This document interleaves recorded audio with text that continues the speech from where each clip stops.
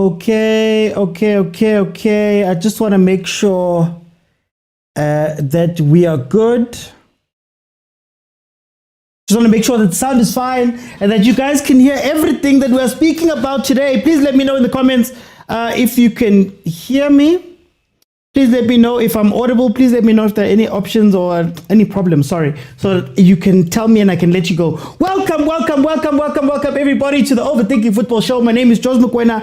I am your host. And this, of course, is the show where we love South African football. We love African football. And every now and then they come together. Obviously, we know Bafana's out. We're going to head back into the league in about a week or two's time. And we're going to be back like normal. And we are back like normal. Monday, Tuesday, Wednesday, and Friday at 8 p.m. we will be here. And then, of course, if Chiefs, Pirates, Mamelodi Sundowns, Bafana or Banyana are in action, we will then do watch-alongs of those games as well. So it's not just this. And if you want to watch anything back or you came in late or you missed it, all of the shows are available in full on YouTube. So you'll be able to watch any of the live shows back and also my podcast that I put out there and a lot of the content that I do on that side. You can join the show and add your voice to the show because that's what this is all about. By pressing the multi-guest button at the bottom of your screen, you press it, you request, I let you in, and you can tell me what you're thinking. How it works is that we're going to have 4 panels of 5 people, and each of those 5 people are going to get 5 minutes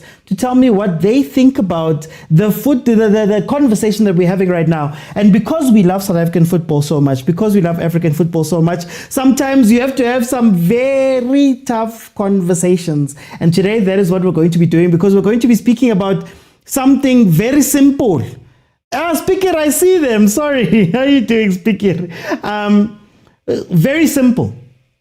We've heard a lot about South African football. We've heard that we're the best in the continent. We've heard that we play better than other teams. We played better than Cameroon. We played better than Pyramids. We played better than Nigeria in the last AFCON. We played better than all of these different teams. But at the end of the day, the numbers, the accolades don't match. We speak about our players being the best in the continent. Salam Daw is the best, Riles the best young player, all of these things that we speak about. But now we're going to have a very tough situation. And I'm going to ask you a very simple question for tonight. The question is South African football that good? Is South African football actually good? Or are we just overhyping it ourselves and getting shocked when we are not getting those results? So guys, feel free to request and jump in, and we can have our conversation as we normally have it. So let me let in the first guys, and then we'll take it from there. Guys, you must state your case. Yeah, you must state your case. Today we're not just speaking Jay. You must state your case and make your case clear. Let me welcome Tsepang to the show. Tsepang, welcome to the show. How are you? Hey, Hotman Uti, I'm fine. How are you? Man, you've got 5 minutes. Tell me, what do you think? Is South African football actually good? South African football is good, but it's not good enough. Soccer it's a funny game. It's not like cricket or rugby. It's a game of moment and a game of capitalizing. So. South African football, let me just start with Bafana first. If Bafana, in its best AFCON, it was knocked out by a West African team. Yesterday, the day before yesterday, it was knocked out again by a West African team. In those 2 games, all of them, those teams in Nigeria and Cameroon, they were not bullying, they were not controlling, they were not being above South Africa, but they converted their chances. Okay. A ball of Motaung last year, that last chance before we go to penalties, he missed it. In a normal North African or West African team, that ball is a goal. A ball of Rele the day before yesterday, in a normal West African team or North African team, is a goal. So South African football, we are living in our own world. It's something which I've realized. Same applies to Sundowns. You control, you dominate. But when it matters the most, we break. Yabo? So ke batla go botsa, if we're saying that we dominate, is it actually dominating? I mean, Cameroon has an AFCON that they won in 2017. But Nigeria have won multiple. The northern teams have won multiple. We keep saying that we're the best. Sundowns is the best. They play the best football. One Champions League, two Champions League in the country, but one in 2016. Can we really say that we're better, or do we just prefer the football that we're seeing? That's what I'm saying to you, that we are good, but we're not good enough. Understand? So that small edge, we're not reaching it because of we don't win when it matters the most. We don't win. So I can't say we are not good, but in this AFCON, what I've learned, Corey, my teams are above us, a lot of them, and some of the teams that are improving, and the thing which is making this football to improve, when I OT, I think abo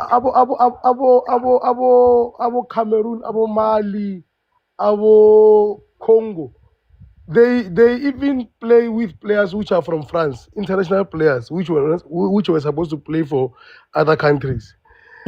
As in South Africa, if one player can just joke and say, I wish to play for Bafana fan, and that person is not a South African, just like Ribeiro, even there was someone also who wanted to play for Bafana fan, Serino. We'll say, hey, we don't have enough players. What? And truth of the matter is that those players, their quality from Europe and South America and other different worlds, they were going to boost us. Check Mozambique. Now Mozambique is different because of its playing with players from Europe. Even other teams. But Rona, because of we're living in our own world, OT, we're living in our own world, we'll always think that we are the best in our own way. But when it matters the most, we can't win it. When our transfer stembe di passport re ka kwa re sebetse to make sure 20 years from now. Exactly. Look now.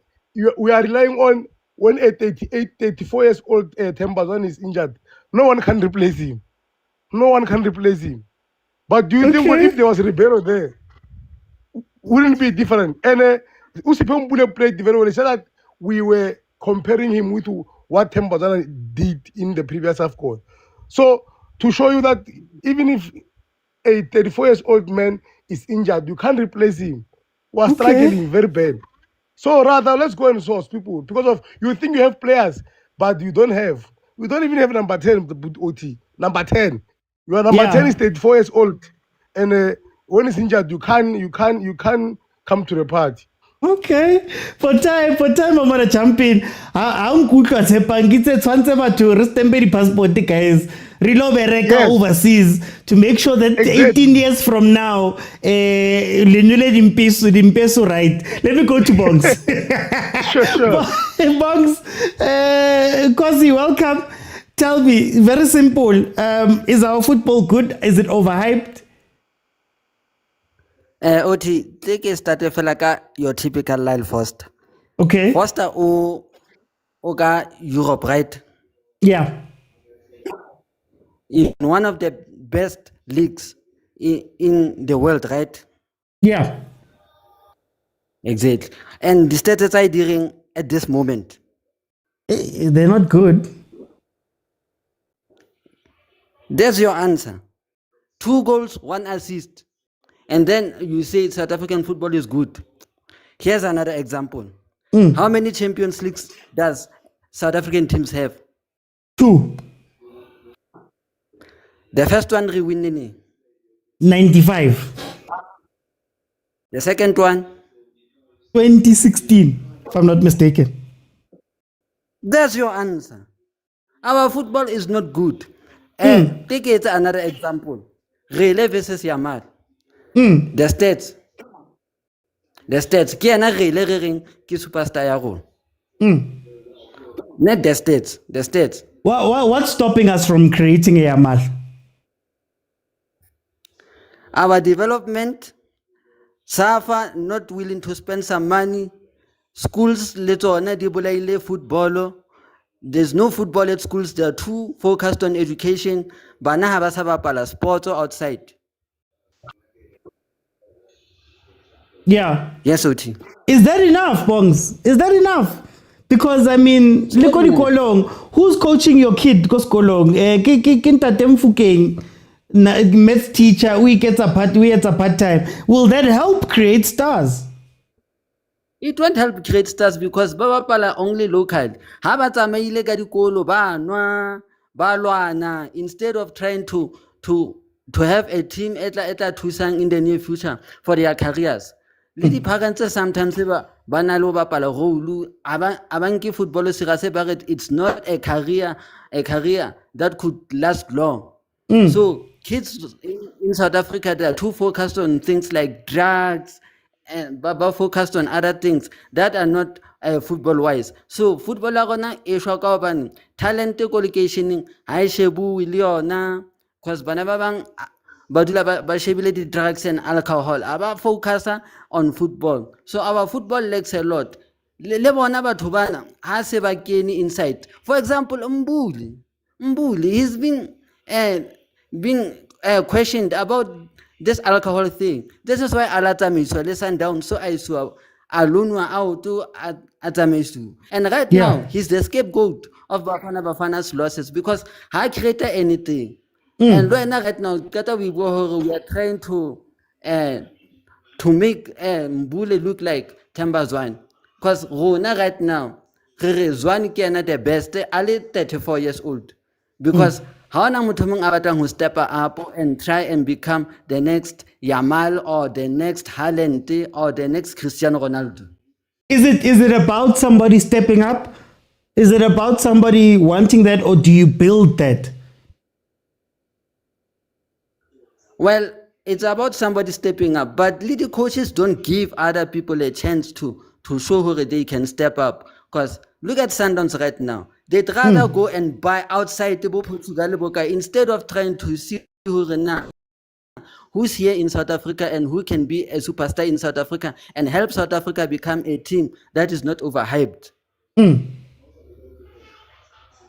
Yes. Okay.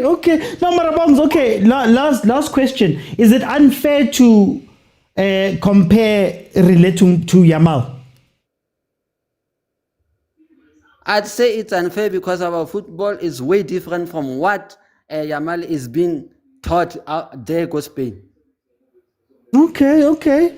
For time, let me jump in, guys. Don't forget to tap the screen, please. Tap the screen. Let me go to Prati, Dumela. Otizo, how are you, my brother?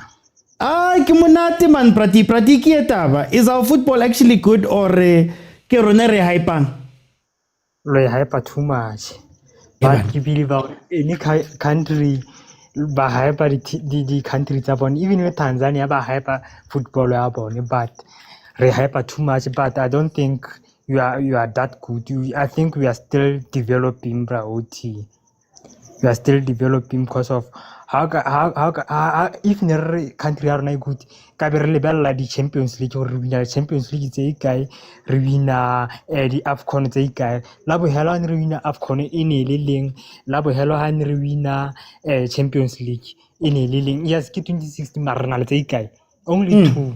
And teams are already played the go Champions League, the final, but I don't think we are that good. We are still developing OT. And a little being a challenge development. I think challenge partnership the academy that Europe OT similar export the player to Europe or they to maybe from different environment OT. I think somehow it go to bra utilar Mara Prati team how Barry they have the best facilities in Africa, but they rival the ones in Europe. Babang wa babona bansa di chelete ba spend di chelete bareka di players ko South America bareka di players from ko di Europe.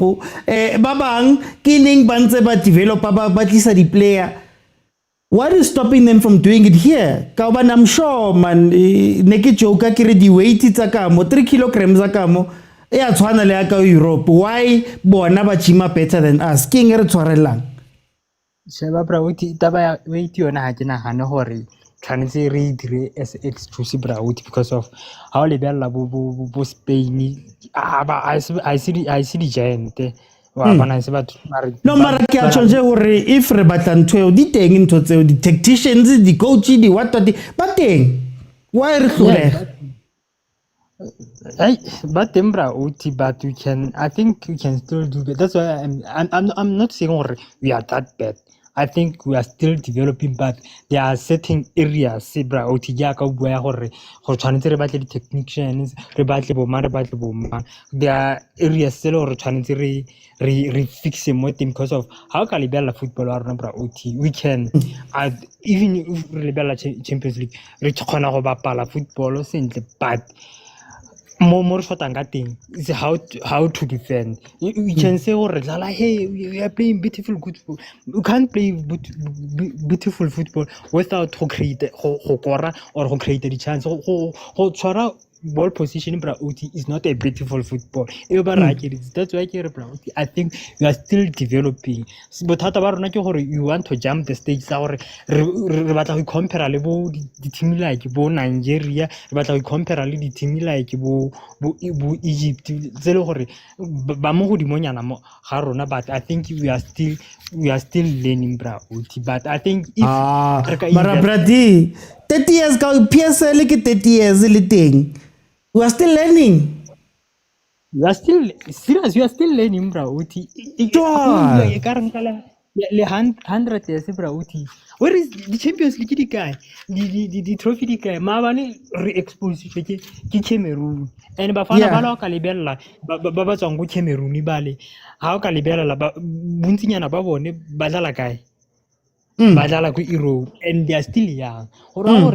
Lorna somewhere somehow re tlhoka like that experience ya ka go Europe ka kwale gore re tle go ya le PSL Brauti, not to say, but I think we are hyping too much. Even le PSL Brauti re tlo kopana le di team mo South Africa fa bo majezi ba dlala ntho eo sa tlhaloganyeng bo Pirates ba winner waya ba betsa bo majezi ba shapang ba good Brauti until ra go tshameka go di bigger stage bo AFCON ke gone mo re bonang gore country ya rona go bua nnete we are still lacking there, and le defending tsa rona how we defend Brauti, we need to invest in defending tsa rona.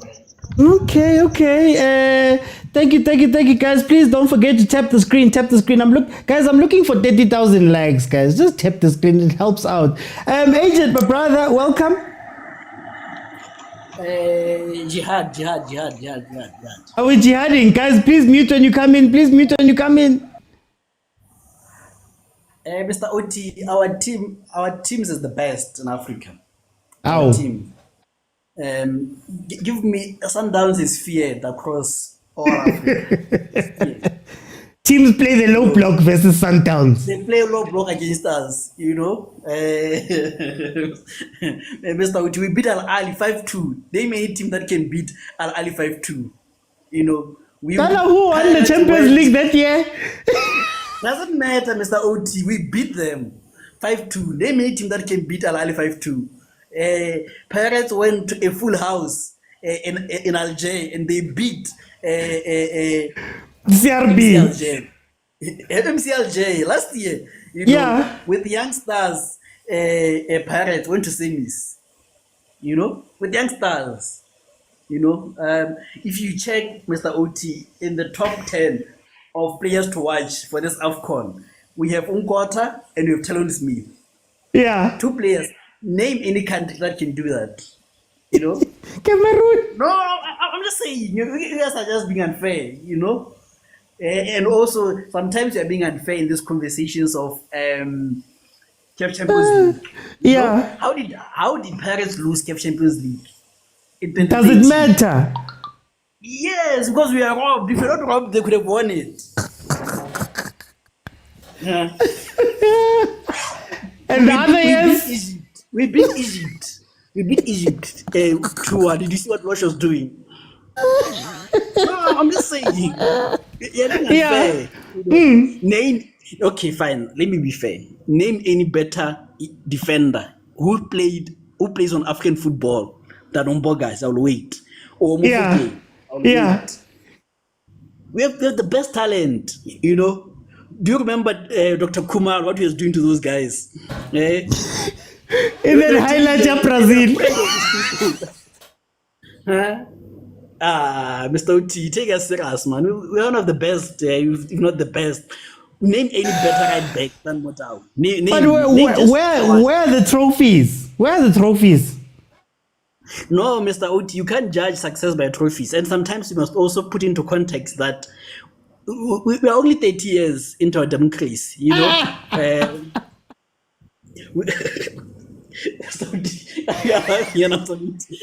my time is like being out, and we have raw talent for that matter. We may not have the best developments. Take, for example, Mfundo Vilakazi. He was one of the best tournaments in under 20 tournament, AFCON. But where was he developed? He's not developed anywhere. How many games has he played locally? He was one of the best. Look at my band. He was one of the best. Then he was even hugged by a Nigerian coach telling him, Ostantwana. So you have to take it serious, Mr. Oti. Let me not laugh. No, I'm taking you serious. I'm hearing your case. Yes. So what? And again, you have to factor into context that with trophies, sometimes you're unlucky. Uvala scores an own goal at Loftus. If he doesn't score it, we go on and win CAF Champions League. That could have been 2 more. You add the Pirates 1 is 2, we have 4, but we have 2. So sometimes it's just a case of being unfair. How many does Ahly have in that time? How many did they rob Ahly? How many did they win via backdoor? How many do we have? And when did Ahly start playing CAF Champions League? And where were they formed? How many do we have? How many what? How many do we have? Trophies. We did. I don't know. Yes, Esperance. Esperance might have 1 or 2, but still doesn't matter also because we beat Esperance here. 1-0, 1-0. Home and away. So our football is top. Our football is top. There's nothing more to add. There's no there's no league better than the PSL in Africa. There is no African team that plays African players that play in Africa who are developed in Africa that don't have development that is better than us. What are you basing that on, agent? No, look at all the teams who are playing in AFCON. Most of them are playing with foreigners. Besides Egypt, which we now lost to 2-1. Yeah. Name any other team which is playing with locals. No, I'm saying when you're looking at the best league, what is that based on? Do you watch Ghana? No, I don't have to watch Ghana, but I can tell you that we have the most sponsors. We have the most viewership. Name any derby better than Soweto derby. 80,000 people all mixed together in Hamun. Can we have that against Esperance, Ahly versus Zamalek? What about the Rabat derby? What about the Rabat derby? Is it 80,000? Is it 80,000? It's there. Yeah, it can't be 80,000. It's the most watched derby, watched by millions, even in Europe. So we are the best, man. So thank you, Mr. Oti. Hey, agent chose violence today. Zwaki, welcome to the show. How are you?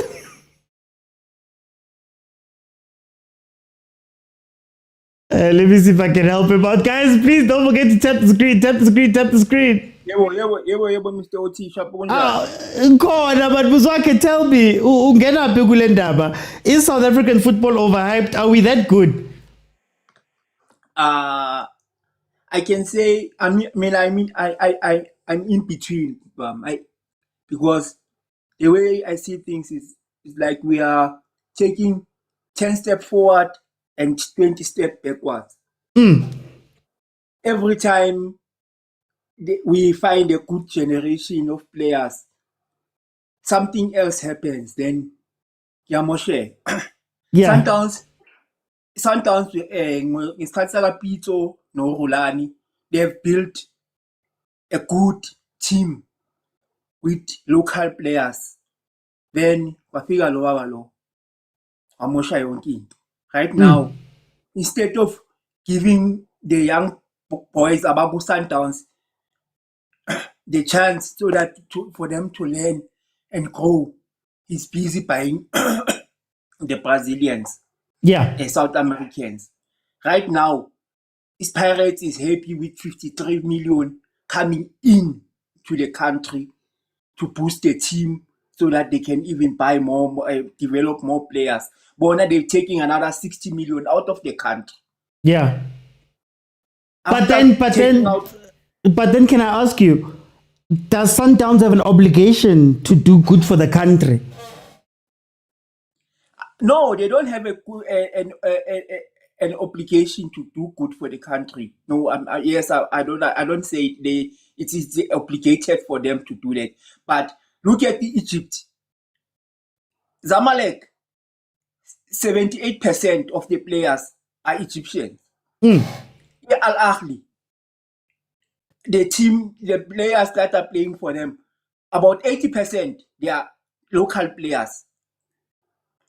Then when you take those players to the national team, you'll see good things. Okay. But now our teams, the development, it seems like the development idea comes only for a commercial reason. Okay, we'll develop this player, sell the player, get the money, develop the player, sell.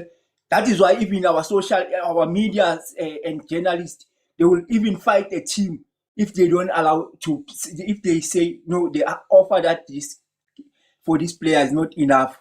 They will even complain and say, this team doesn't want to sell so and so. Hey, they are wasting, they are standing in the way of this player and this and this. But not knowing how much did the team spend to develop this player. Now, until we respect our development, there's nothing will happen with our South African football. We are playing good football. So I want to ask you, why should I develop a player? Because Ngasithole Lumbogazi, in fact, Pirates for a couple of months, sell him for 53 million. Why must I go and develop and Bogazi or try? Nyamtata Jez Lalino, where he came from, Nimfag straight. Then I sell him in a couple of months. Why must I spend 5 years developing a player? Exactly. If we're gonna be taking that, let's say that mentality, our teams are gonna be thinking with that mentality, then let's just treat ourselves like it is so too. Whether singenile or singenanga is not a problem. Just be happy with we participated. Just be happy to participate. Because another thing is last time when I was watching like the game Pirates against this Limpopo, even the officiating Yama player Yama games, they kill the development, they kill the players' morality.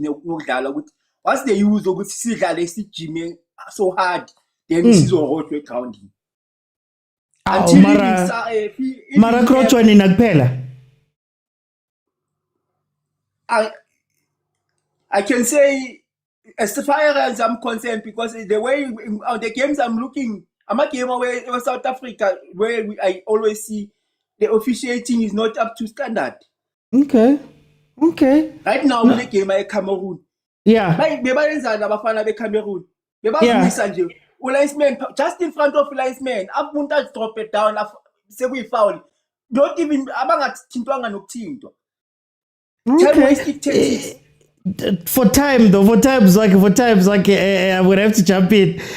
Guys, remember, everybody's going to get 5 minutes to just tell me what you're thinking. Try and make it 2 or 3 minutes so I can just ask you a question. Guys, please tap the screen. Sorry, Mzwaki, for time. Let me bring in some other people who can jump in here for the next panel. The timer's over there. Thank you to the first panel. Guys, I want to ask you, the comments. What is the end goal here? What is because we're saying that we can't compare ourselves to Europe. But then if we believe that Europe is the top, shouldn't we be asking our football to get to that level? Or are we just making ourselves feel better by saying that, no, we want to compete, we are third in Africa. No, we want to compete, we've been to the Champions League 8 times in a row. Instead of actually saying, what does it look like for an African Football Association to go and become the top in the world? Is that possible? What do we do? Let me go to Vusmuzi. Vusmuzi, welcome to the show. How are you?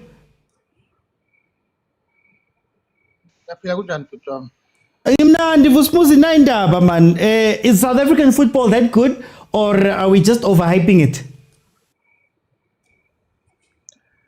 I think to answer a question it's a yes and no kind of response. I would say yes and no. Yeah.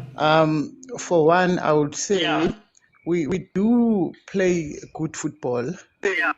But if people are late to Mangalpega, more of entertaining than more direct and to win. Yeah.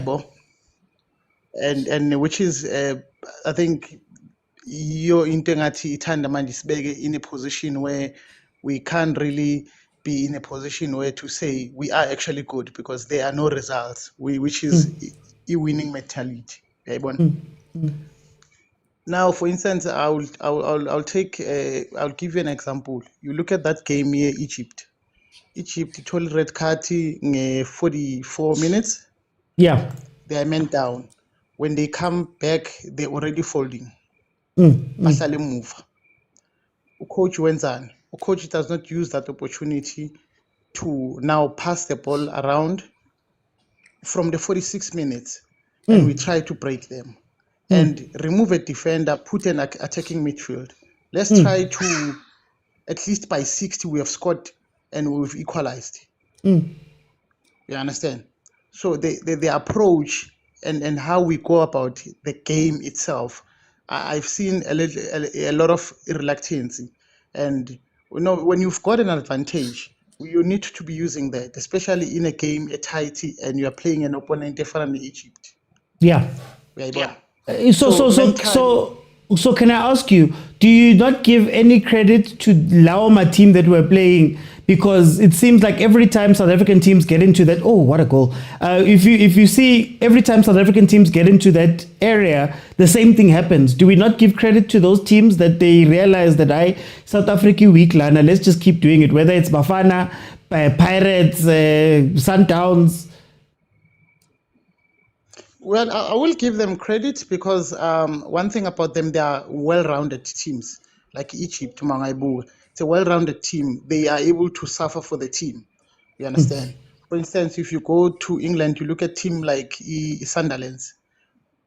A lot of players are good, but as a team, they are so good. And in South African football, we've got that issue.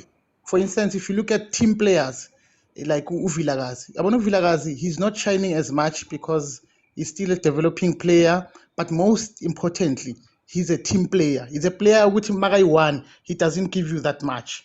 But you're going to keep a pass that can actually restructure that whole defender, he break it down and we're able to penetrate them. But the player Linjalo, Hugo Bruce wouldn't see as important which you prefer a player like Urile, which Maubuga Lapa, the Ungenil Umfana cannot perform. Umfana is supposed to score there because he's being hyped, which is good. That's Paul will beg a pansy and score. He can't do that. I mean, you go back to Aboshaba. Aboshaba was so good, by their standards.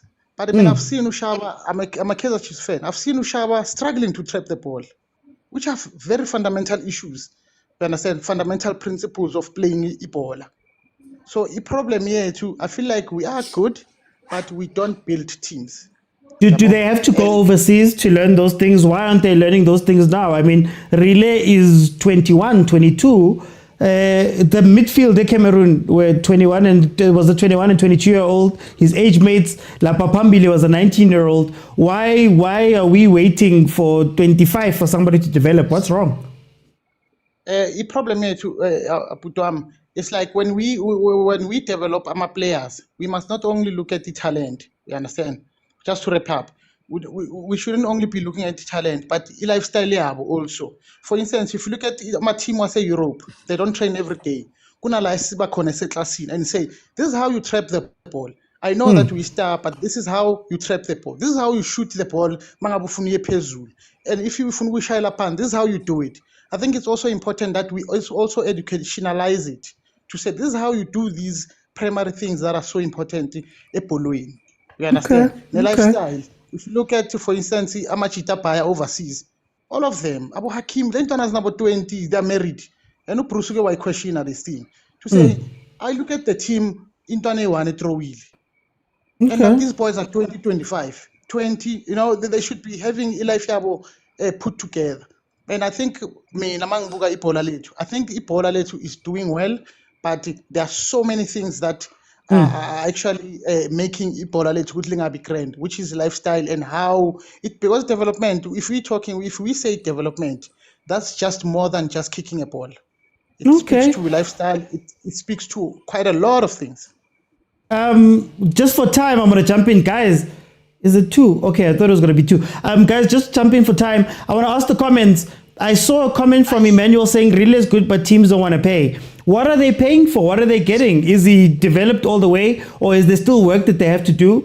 And if you have a situation that a player's in that place, would you pay a top dollar to try get that player in when you know he's still got a lot of work to do? Let me go to Vuselelo. Vuselelo, welcome to the show. How are you? I'm good, my brother. How are you? Mina right, man. But tell me about this thing. Are we good or are we just overhyped? I can say we are good, but they are behind those things that kills our soccer, our football in South Africa. You understand? Yeah. Firstly, like what? Like what? Yeah. Before this was a figure squad in. You see lapha ku PSL dstv sihlale sikhala ngento eyodwa consistency last lokhu nje lo iCAF lebesidlala last Sundowns had a consistency, majority players were called, we performed very well. This time they overhyped the Orlando Pirates by the signings. Ukuthi till today, if I can ask, which philosophy they are following? Badlala liphi ball? You understand? I see no combination go Pirate. Hugo Bruce usebenzise lokhu bekukhona, but ngamblamela ukuthini ushiye umuntu esibreaker ngaye, like Thembazwane is the key to this team. Okay. Thembazwane, if you can see nakule game Egypt, Thembazwane ebedingeka, like Ombuli, yes, they are hyped, kuyashiwo to umnandi, but who can play short passes la better than Thembazwane? To break Egypt, it was not about playing the long balls because it was all about putting the ball to the grass. But who can do that better than Thembazwane? Thembazwane, they knew, even the Sundowns years now, no misidliwe, must fuck Thembazwane, something will come out.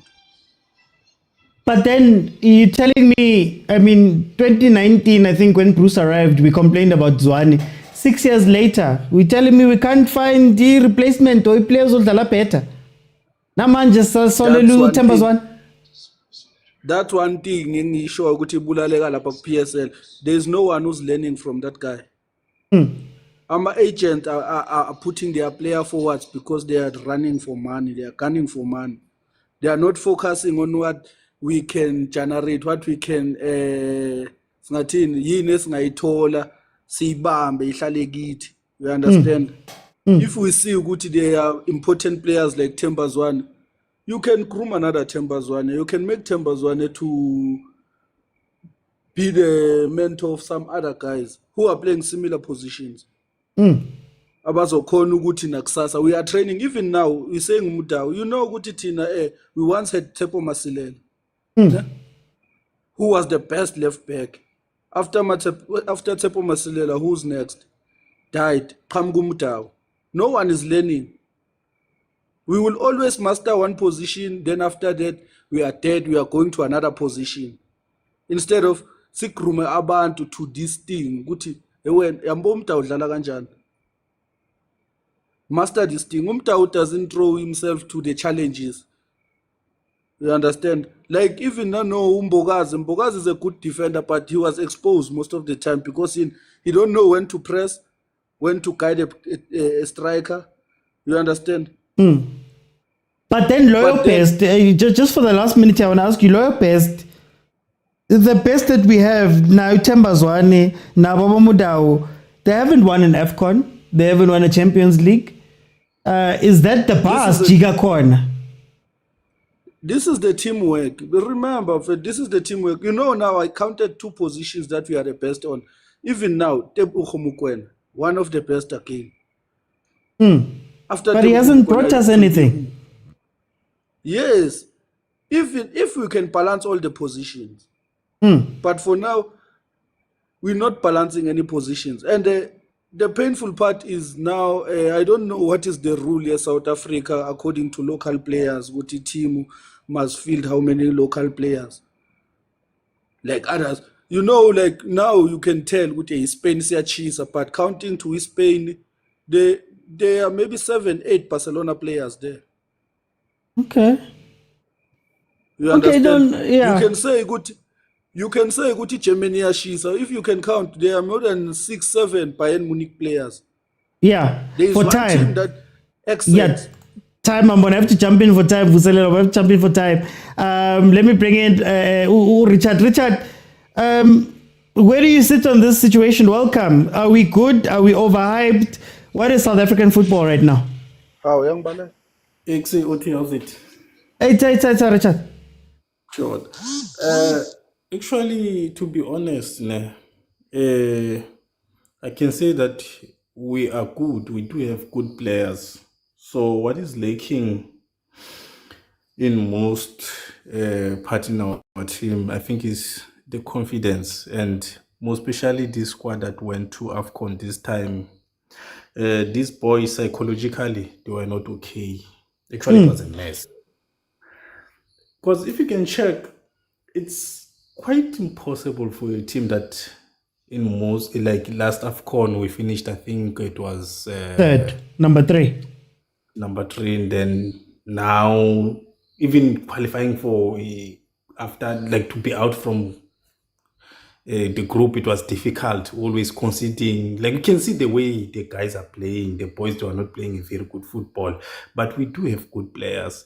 So actually, that's where we should check where is the problem it is. Because if you want to compare us with other teams like Egypt and then Senegal, Mali, they have their own identity. So what about us? But can I just press you on that one?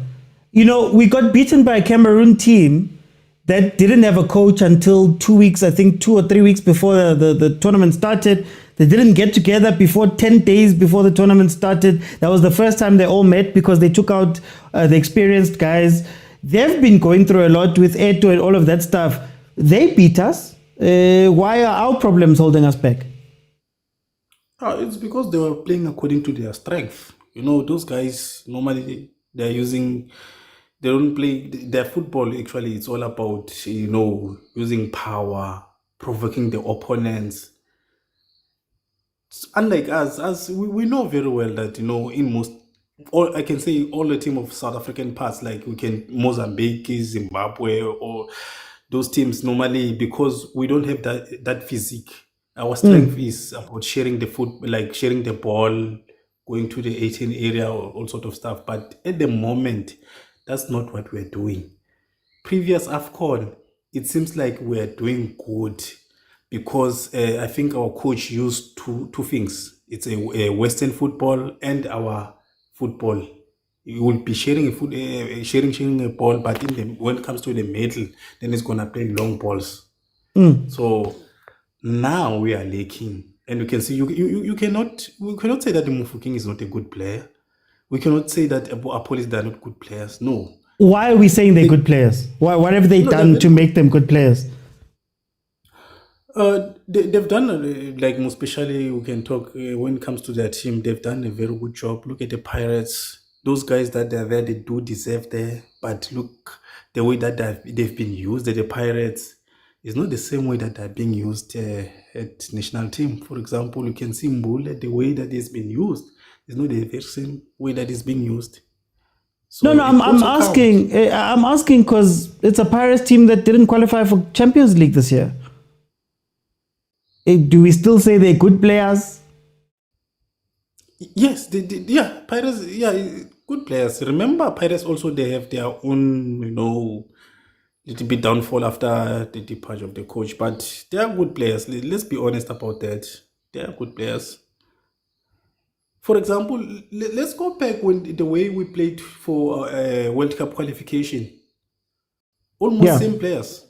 Police, they were there. Those players, they did make a very good contribution. So now let's just ask ourselves, what went wrong? Because almost we can say that 70% or 65% of the players, same players. So what is the problem? The problem is identity.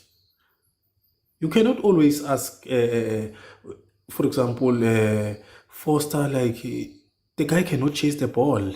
He just plays, you share the ball, you just pass him in the space and then it just finish. Not the aeroplane, helicopter football will never assist us in anything. But truth be told, we do have good players. You can just check the way he plays it, like the Pirates, the way his finishing is very good. He was just unlucky. It can happen to anybody. You know what happened last match. I'm gonna jump in for time. There's a conversation we're gonna have tomorrow. There's a conversation we're gonna have, but let me, just for time's sake, to respect the other guys. Mtakababa. Mtawa kunjani? Ngimnandi mani, ngifuna ukwazi mani, le nto sibukelayo imnandi yona or yithe siyeza ukuthi ibe mnandi. Hayi, ngizohamba phezu ngamagama ka-agent, but me on a serious note, hayi ngale voice bayayisebenzisa yena, because on that voice you could hear good hayi, just being sarcastic. Cannot be serious ngale voice akhuluma nto wazikhuluma. Akukhonakala.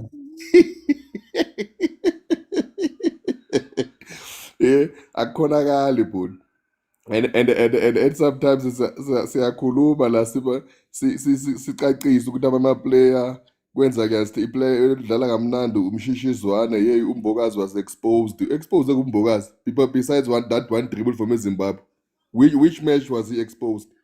And sometimes kancane mase siyakhuluma la siyavela. We refuse ukuthi umfuke ngubest, but njalo masifuna ukunema iplayer la phesheya, there is no other player we mention. Umfuke Nkosi yami. Yini bantu benkosi? Yini? Mara si honest, masikhuluma lezi zinto, si honest ngoba mina ngizwa ngathi siyenza so. No, si honest, vela amaza phesheya ohlala hlula because they don't believe ukuthi i-swimming pool i-fire pool. They don't. Ohlala sihlula. Uyangithola? They don't believe, they don't vote on it, they don't agree on that. They don't believe a gun being shot in a crowd and you can hear the sound, it's a toy gun. They don't believe that. That's why they will always be above us. They don't believe it's right for a president to put dollars on a couch. That's why they'll always be higher than us. They are accountable. They are accountable for what's happening in their own country. So Tina Sika accountable, Tina. No, you're not. No, you're not. You don't take yourself serious. So it will never happen. Young Tolaput. Yeah. It will never happen. But yeah, the sooner we take ourselves serious as a country and the structures on our own in terms of development, the parents being parents, and sometimes you even ask yourself, you hear people talking or explaining something, being politician or a leadership on this country. You even ask yourself, are these people running their household like this? Is this explanation like really? This one that we pass to their children? There's no way. There's no way. But then we cannot be that kind of society and expect ourselves to perform better or the same level with a straight up society who hold their leaders accountable, who hold each and every person in a position accountable, truthfully speaking, without being biased and fair. You get that point. It Yeah. starts there. But then again, on the other side, I mean, I do, as I said, like on the other comment, I do believe in Guti. Because if before I start to go and compare myself to Europe, Africa, and say, am I the best in when it comes to development and the price progressiveness in terms of like being an African, yeah, even this competition. And don't good thing when the CAF competition, because that's not a true reflection. Isn't it the best reflection? No, you cannot. You cannot. Because now if you can count the CAF Champions League, now I have to come and ask you about the structures that we have. The when reintegrated into international football stages in which year and how after 30 years. No, yes, they do. They do After count. 30. That's why most of our African counterparts they abandoned that thing and relied on the foreign born players. They just naturalized them to play for their country. It will count. It to show. Why does that count? Why does that count? Because I feel like it's a cop out. You can't say you've got the best development, but then most of the guys that have been developed have gone overseas, I guess, and they've left. So I could argue that early stage development. No, Senegal, I could argue these African countries. No, they're not developed in Senegal. No, I could argue that they are not even born there. Most of them, they're not even born there. In terms of exporting and those things, I could argue that Senegal, Cameroon, they have the best 13-year-old development everywhere because those guys tend to get taken. And they die in South Africa. No, OT, they are not exporting. They're importing. They are not exporting. Those players are not born in Senegal. They are not born in Ivory Coast. They are not born in Cameroon. They are not born in DRC. Like now, as I was saying now, DRC was playing with 9 players born and bred in Bruce. Yeah. In Belgium. Yeah. They're not. They're importing. Tina, at least we still manage to develop our own players that they can go and compete. Bafana. Are you exporting? Yes. Are you exporting? And are those players doing something on the world map? I cannot export because I'm not a cheap labor. I cannot. I'm still got pride on what I'm doing. No, jump to export. I won't export if I'm not being exposed in being a cheap labor. I cannot. Okay. If our league is developed in such a way that it can afford to pay its players so much money, because remember when I OT, sometimes we overhyped this European country. I can tell you, South Africa is most of the countries that are paying more than South African salaries in Europe. They are not even more than that. Maybe I can say 10. No, our players for them not to go and play in European countries. Some of other teams, due to economic pressure that it happened, the financial thing that happened in Europe, some of the teams they cannot afford our players. Our players are well paid. They cannot just but now when I ask you.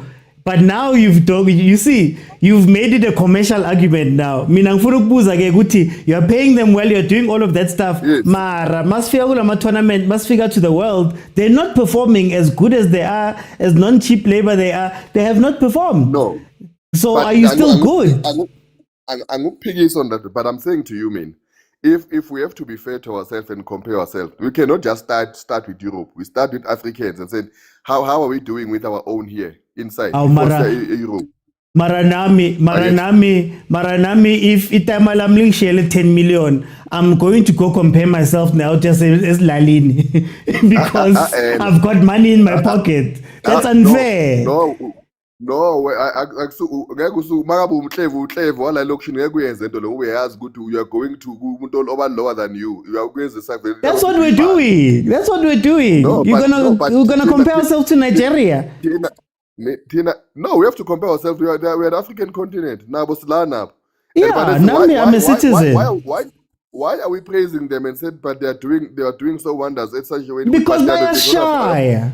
They are shy. But them as a country, they didn't develop those players, which means they didn't do anything. There's no development in Nigeria. That's fine. Maraba is shy. Those players were developed in England. They were playing for under 20 in England. They were playing for under 21 in England. They were playing for a team in Germany. They were not developed in Nigeria.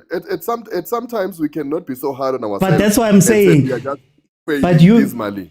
But you are making yourself feel better by comparing yourself No, I'm not to making leagues. myself feel better. Yeah, I'm to not. leagues that don't have money, don't have development. You are making yourself feel better. So in the argument, I'm saying- you start in No. Africa because you'll always look better in Africa. No, the conversation comes from the ways that we are criticizing ourselves that the Nigerian, the Cameroon, they are beating us, they are better in terms of But the field of play. shy. Well, Yeah. No, but they're not developed in Nigeria. Then we cannot take them as a country and say they were developed there. So We your cannot. good develop. So can I argue your good development can't beat that? Then forget about that. Your good development, your great commercials, your pays, all of that stuff, it can't beat that. So however it's No. done, we are not good enough but- to go and beat that. No, we will beat them. We are still in a progress, but to us, I'm happy now with the progress that so far we've made because we don't. I believe. No, wait, because South Africa as a country, we haven't relied on European to develop our players. We are developing them here on our own. And what's the bar? They're not giving us anything. How many developments have we gone through the years? Have they given us the trophies? Have they given us success? No, it's just that we are being selective. Normally, when we count development, we'll only base it based on the team that we see, Chiefs, Pirates, and Sundowns. But we don't count other teams and other players that we see. Marabas nigezanga next as a nation. No. It's sometimes we have to see it as a better vote. Okay, now are you selecting the right coaches to coach them? Are they implementing the philosophy that will work for our players that will? Because now, for example, now you go to a tournament, we know our strength, but we start with a defensive on a defensive mode. We don't just take those teams on that we are playing on. Is that Those our are strength? tactical- Really, what has our strength No, given but- us? But those are tactical disadvantage that were implied on a particular day. But on a long term and in our players and development, no, we are there. And I mean, Njani. we are there.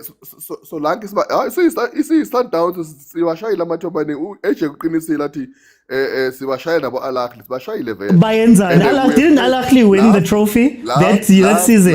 Last AFCON we took bronze with a 98% South African PSL. What does that help? What does that help? It doesn't mean anything. It helps. It helps in terms of development in a long term. There's no quick fix. Even those countries that we can count them, not to say they've won 5 cups or 10 cups in a row. No, it was a development. But they're taking a shortcut now because their players that developed in Europe. They just take players that were not born in their countries. Maravelile. Ushai Ahly. Take a shortcut.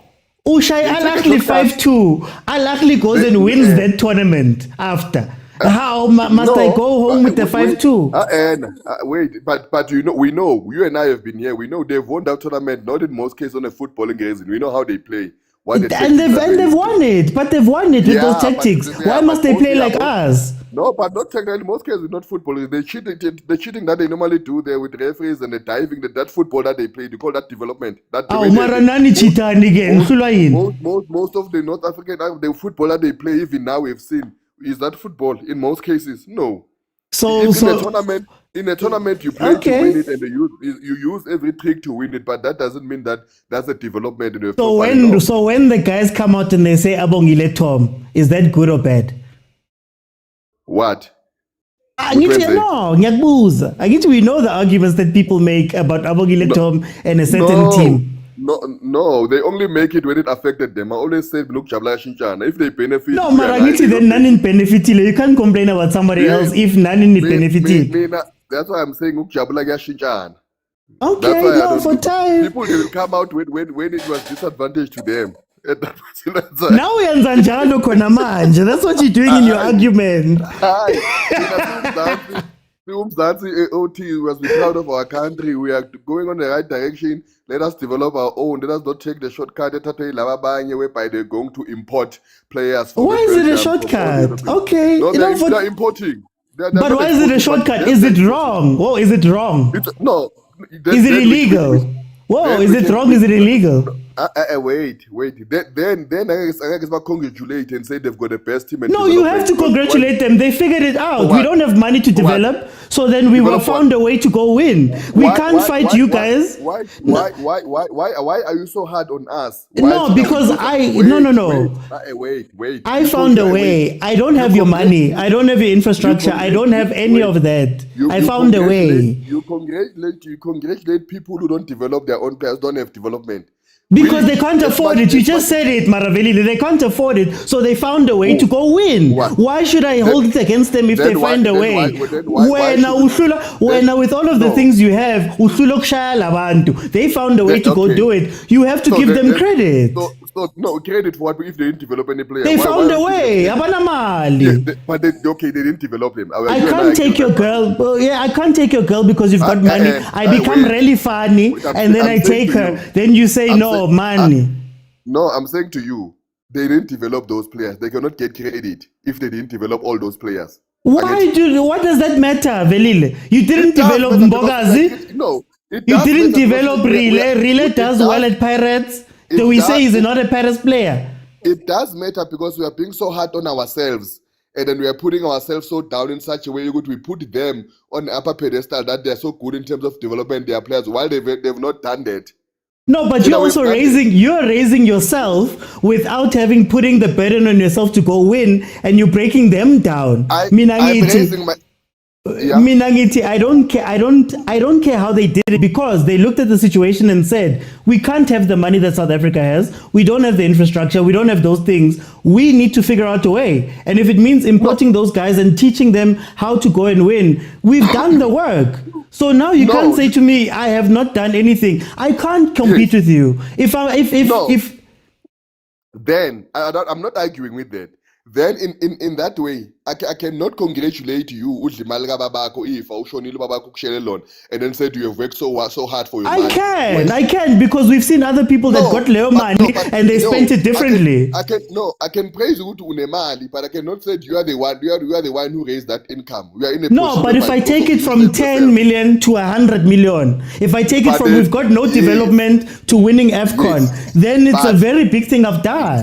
But Bona, they haven't done that. They're still doing the same thing. If you said wait. If you said they've done that, then by those players, they should have plowed back into a development into their own country, because there are still players in DRC. Why do they have to do that? Why are you putting those rules in there? You're putting rules. Why do the rules matter? Why must it matter that I'm winning with overseas players? Okay, then in that way, I cannot be so hard on myself and say I'm not doing so much in development while you are not even developing at all. No, I'm saying to you, and I think for time, this is what I'm saying to you. We've both got a place to go. We've got a trophy to win. You've chosen to do development. You've got all of the ability, the luck, the whatever, to be able to develop in your own country. I don't have that. So let's say I'm starting from a place that's a little bit below you, because you can already do that in-house. But what I'm saying is both of us need to go to that goal. If I take what I have and I consistently go towards that goal, I've done well. Similar to if you took your development and did well and consistently went to that goal, I would say you did very well with what you had. But now what we tend to do as South Africans is we go, no, Senegal is importing players. Let's say Senegal doesn't have the money that your league has. So if I look at it objectively, you have an advantage. But now you're trying to hold back Senegal, who has taken whatever they've had and taken it all the way to the top, while you, with the resources you have and all of that stuff, you haven't been able to take it to the top as much. So then now I can't say Senegal was cheating because they didn't do it my way. I just have to look at us and say, guys, both of us are going for the same goal. Where Nanje, your job then is to develop to such a point that your thing wins.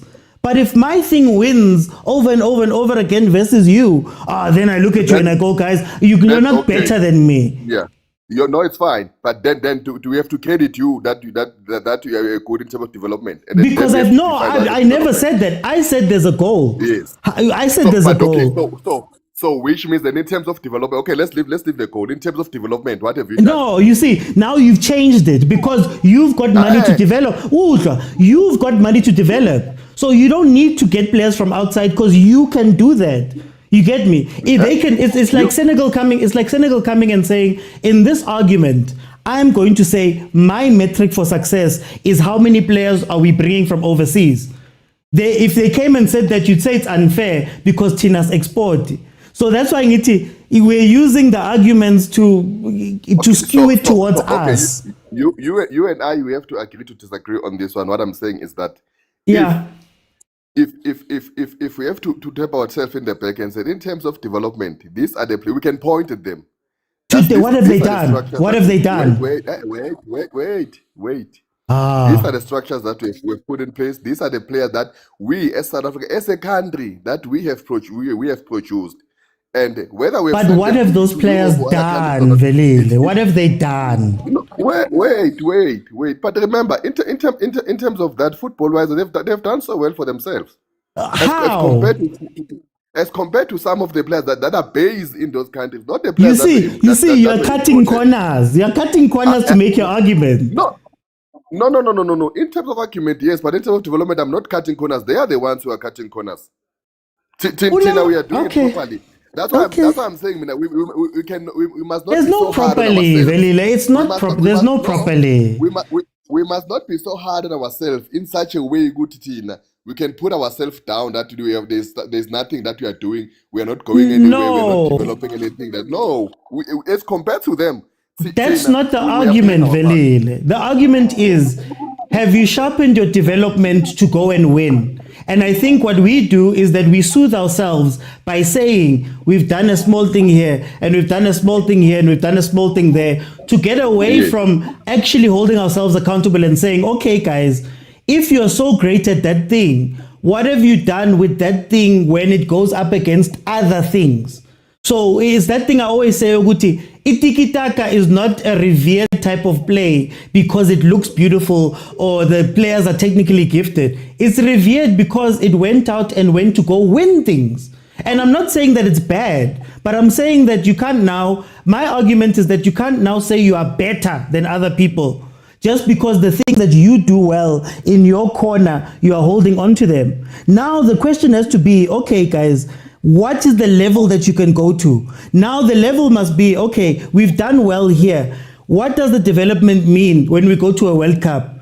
Can we say, okay, in this AFCON, we're going to go win the AFCON without development, win the World Cup without development, win this and win that, to show that we are the best at this thing. Not to just say we are the best because we are really good.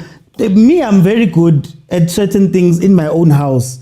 But now I have to go outside if I'm going to say that I'm better than the neighbor. Me and the neighbor have to meet. And then if me and the neighbor meet and the neighbor keeps beating me, I can't keep saying I'm the best because that's what I'm saying. A neighbor, whatever he's doing in his house, when he comes to face me, he beats me. And my accountability has to be that as in guys, my noodles are great. They taste great. Mara, maspuma, I need to now take those noodles and faggy pork and faggy so I can go fight that side. But if I keep saying to myself, oh, I'm so good here, then I can't call somebody bad. I can't call somebody better, or I can't compare myself to somebody else. Rather ngithi no, mina ngisthandela ipola yami, ngisthandela into yami, i-right la. I don't need to go outside. I have no judgment of anybody else. If you get me, because no, I do get you, but you and I will have to agree to disagree because now Tata's card was now when the debate can go like this, then it will have to include now all aspects on football in terms of not even I already included.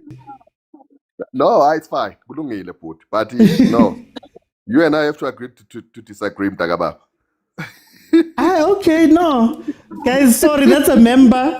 These are the chats we have in the member side. Apologies. Let me go to Ray. Ray, tell me what you think. Yeah, Mr. OT. Oh, man. Happy Welcome. New Year, Kosia. Happy New Year, man. Mr. OT, how are you? Ngimnandi mina, guys. Mr. OT, how was Compliments. Ntwana mina besenetshurana sisibrayela bekumnandi, but no pressure, no leagues, no nothing. Sisibrayela. Yeah, yakubuza mina, hey, uDecember ngibhizi ngibhukusha lapha eDurban. Hayi, mara sengibuyile yabo. Yeah, let's go to football business. Hi, for excuse my my voice, Mr. Oti. Engiyagola, Mr. Oti. Lo coach wenu yangigulisa lo coach wenu. Yeah, Lo man. Hugo Bruce wenu lo wangigulisa lo coach wenu. Hey, sengiphethe enye flu my. But Yeah. Mr. Oti ne. Hayi Mr. Oti, ay our PSL ne kahle our South African football ne. It's been overhyped, Mr. Oti, man. Hey. We are overhyped, Mr. Oti, because kahle AFCON it has exposed us. Uthi Yeah. kahle, there's something wrong with South African football, you know. Like I don't understand like Isafa man and Coach Hugo Bruce, man, you know. Nami amfaka Coach Hugo Bruce, like why they didn't sit down and say, okay guys, and Coach Hugo Bruce has once said this, Uthi, like South African says they need to start developing youngsters now, you know, because he saw this that some players are busy pushing at the age of 30, you know. Some of them are in their 30s, you know, because and it's becoming a problem. About Temazwane, they're in their 30s. So some ukulele Temazwane, like, you know, like Sakuli level, for sure una 36, you know, if I'm not mistaken, you know. About Kuliso Mutau, they're in their 30s, you know. And Kabanga, till now we are still praising one of our best right back in the world. About Mudus in his 30s, but we can't develop the next best right back who can take over from Kuliso Mutau. Why we are not doing that, Mr. Oti? Why we are not doing that? Why we are not thinking like we are thinking about the future? Look at AFCON under 20. Look at that team. Go back and look at that team, Mr. Oti. Look at how they played in the AFCON. You know, look at how they played. They beat Morocco. The strong Morocco side that won the FIFA World Cup under 20. Why Coach Hugo Bruce didn't take some of those players that AFCON? Why he didn't build that team? Why didn't he take some of them, like 6 or 7 players to the AFCON and say, okay, I'm building for next year's AFCON 2027? Yeah. You know, like Mr. Oti, no man, Mr. Oti, like we need to be honest about our football. And also like other players, when you look at them, others started playing their professional football at age of 25 or 26. You know, that is not acceptable, Mr. Oti. You know, because you could tell Uti, when you pay attention to EPSL, others are not proper and developed. You know. Man, Mr. Oti, you know, because we are busy praising for a player that is doing a first touch now. Okay, show me your number. Mr. Oti, let's be honest, man. Our football is, for me, our football is cack, Mr. Oti. It's not going anywhere, Mr. Oti. Mara, can I ask you a question? If you're Hugo Bruce and you've got players that did well maybe last year and maybe some players that you've trusted over the couple of years, is it wrong for him to just go, you know what, my contract is done next year, I'm done with the World Cup, let me just stick to what I've been doing, maybe try to well in an AFCON, take the guys I trust to the World Cup, and then I can bow out. Whoever's taking over from me, uta develop, that'll be his worry. Is it wrong for him to do that? No, it's totally wrong, Mr. Oti. It's totally wrong, Mr. Oti. You know, I'm not happy what Coach Hugo Bruce did, Mr. Oti. You know, Coach Hugo Bruce, like the players that he selected, you know, those players, they need to have they had to have that mindset. Uti, we are going to AFCON to win. We are going to win that tournament, Mr. Oti. You know, these players and their staff team, they need to have that mentality. We are going there to AFCON to win it. You know, I'm not happy what he did, Mr. Oti. You know, because Coach Hugo Bruce unfailile, Mr. Oti. Unfailile big time, Mr. Oti. You know, like even Safa needs to like sit down. Like, Safa Nkosi yami, yo Nkosi yami labantu, Nkosi yami, yes, sir. Hi, man. Those people, like, they need to sit down, Mr. Oti, say, okay, let's think about the future, man. Let's think about, okay, how can we make this national team more stronger? How can we make it to compete with the best of the best? How can we make it to go pan to pan with Algeria, with Nigeria, or Cameroon, with Ghana? You know, they need to think about that, Mr. Oti. We can't just go overhyped. Like we'll see, we are going to CAF Champions League, like Uti, Orlando Pirates, Kaizer Chiefs, Sundowns. No, people need to like the whole South African community football. They need to sit down together and say like, guys, we need to produce these players and develop them properly so that we can prepare them, their mindset for the national team, so that we can go pound to pound with the big guns. We can't just say we are playing beautiful football, Mr. Oti. For me, that's unacceptable. But we are losing to Cameroon by 2-1. We are playing that football, group stage. We are busy conceding 4 goals. That's totally unacceptable, Mr. Oti. I want to play devil's advocate. Why would I want to go and do that and spend the money and put in the effort when this South African team that I got to Hugo Bruce, we did exactly maybe what we've been doing before he came in, maybe with a different thing. We were lucky, Rulani was doing something that side, Jose was doing something that side, that it came together. Why should I, try and go look for stuff? I know every now and then, Umbogazi will come out of nowhere, ngimfake. Why should I? And do you think that the goal of SAFA is to go and compete in the world? Is to go and compete at AFCON? Or is it just in case you're going to see Chaisile and, hey, look, they got their bonuses, money came in, they went home? No, Mr. Oti, I understand what you're saying, but, it's SAFA, it's SAFA, they need to, they need to talk with they need to sit down with the PSL, staff members, they need to sit down and say guys, national team is a big thing. It's really a big thing. International, we need to prepare these boys for a national team, they need to do that, the SAFA, Mr. OT. The SAFA, they need to not to chase money. Okay, as long the money is coming in, hey, we are happy that we are getting millions. And it's 56 million yana, we are overspending it, No, that's, for me, they must not have that mindset, Mr. OT. Come on, Mr. OT. Mr. OT. You need to have that mindset to win trophies, Let's get Numa CAF. We need to win trophies. Yeah, but any team in PSL, CAF, they need to win trophies. They need to win CAF Champions League or the CAF Confederations Cup. Look at the Sundowns, Mr. OT. When was the last time they won the CAF Champions League? Even though Bangenen up on the back door, but still, yeah. And even the Orlando Pirates, 1996, 1995, somewhere there, and we are still talking about that. Why we can't have EPSL teams, some of them to win it? We need to think ahead, Mr. Oti. We need to think ahead. We need to start bulldozing. We need to show the whole world, Oti. This is how South Africa football is. It's all about winning. It's all about playing about to win. Look at them. They're busy preparing their players. To shine, to go to overseas, to play La Liga, to play English Premier League, We need to have that mindset, Mr. Oti. I don't know if you are getting me, Mr. Oti, but we need to have that mindset. It's about time, we need to change our mindset football. We need to stop thinking about, beautiful football style of play. We need to win trophies. Big trophies. For time, I'm going to jump in. Guys, I think I'm just going to change it a little bit then. So what I'll do from now on is it's going to be quick fire. Everybody will be able to come in and just tell me what they think, and we'll just keep it rolling for as long as we can keep it rolling. So please don't forget to comment, to like, to follow, and to subscribe.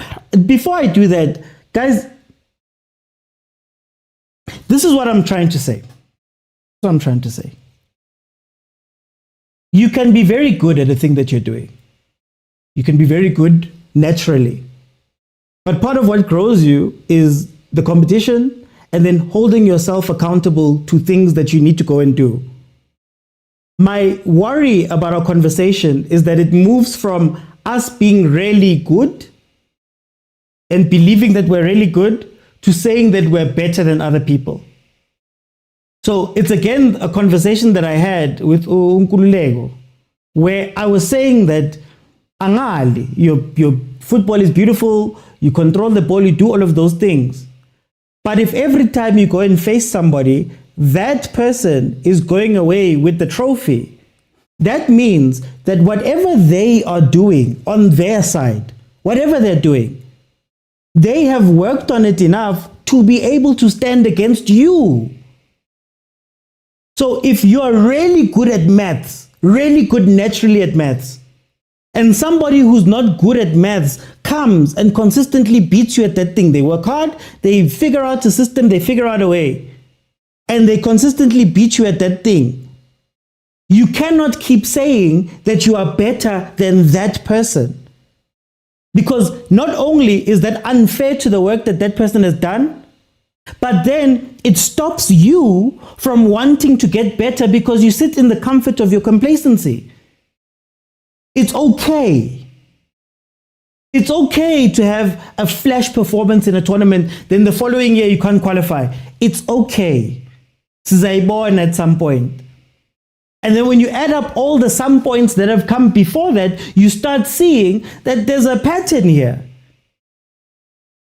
Oh, Bafana lost because of this. Pirates lost because of that. Sundowns lost because of that. No, these guys cheated and did that. No, these guys did this. Now I've got 10, 15, 20, 30 years of every year there's been an excuse. But the truth is that every year you have lost out. Every year. And you've convinced yourself that you are better than other guys who have maybe shown consistency. We can't ask everybody to come meet us where we are. Spain can't go to Germany and not play Spanish football because we're playing German. They have to come with their football. And they've sharpened it to the point where they're beating those guys. But we don't want the accountability of the result, of the win.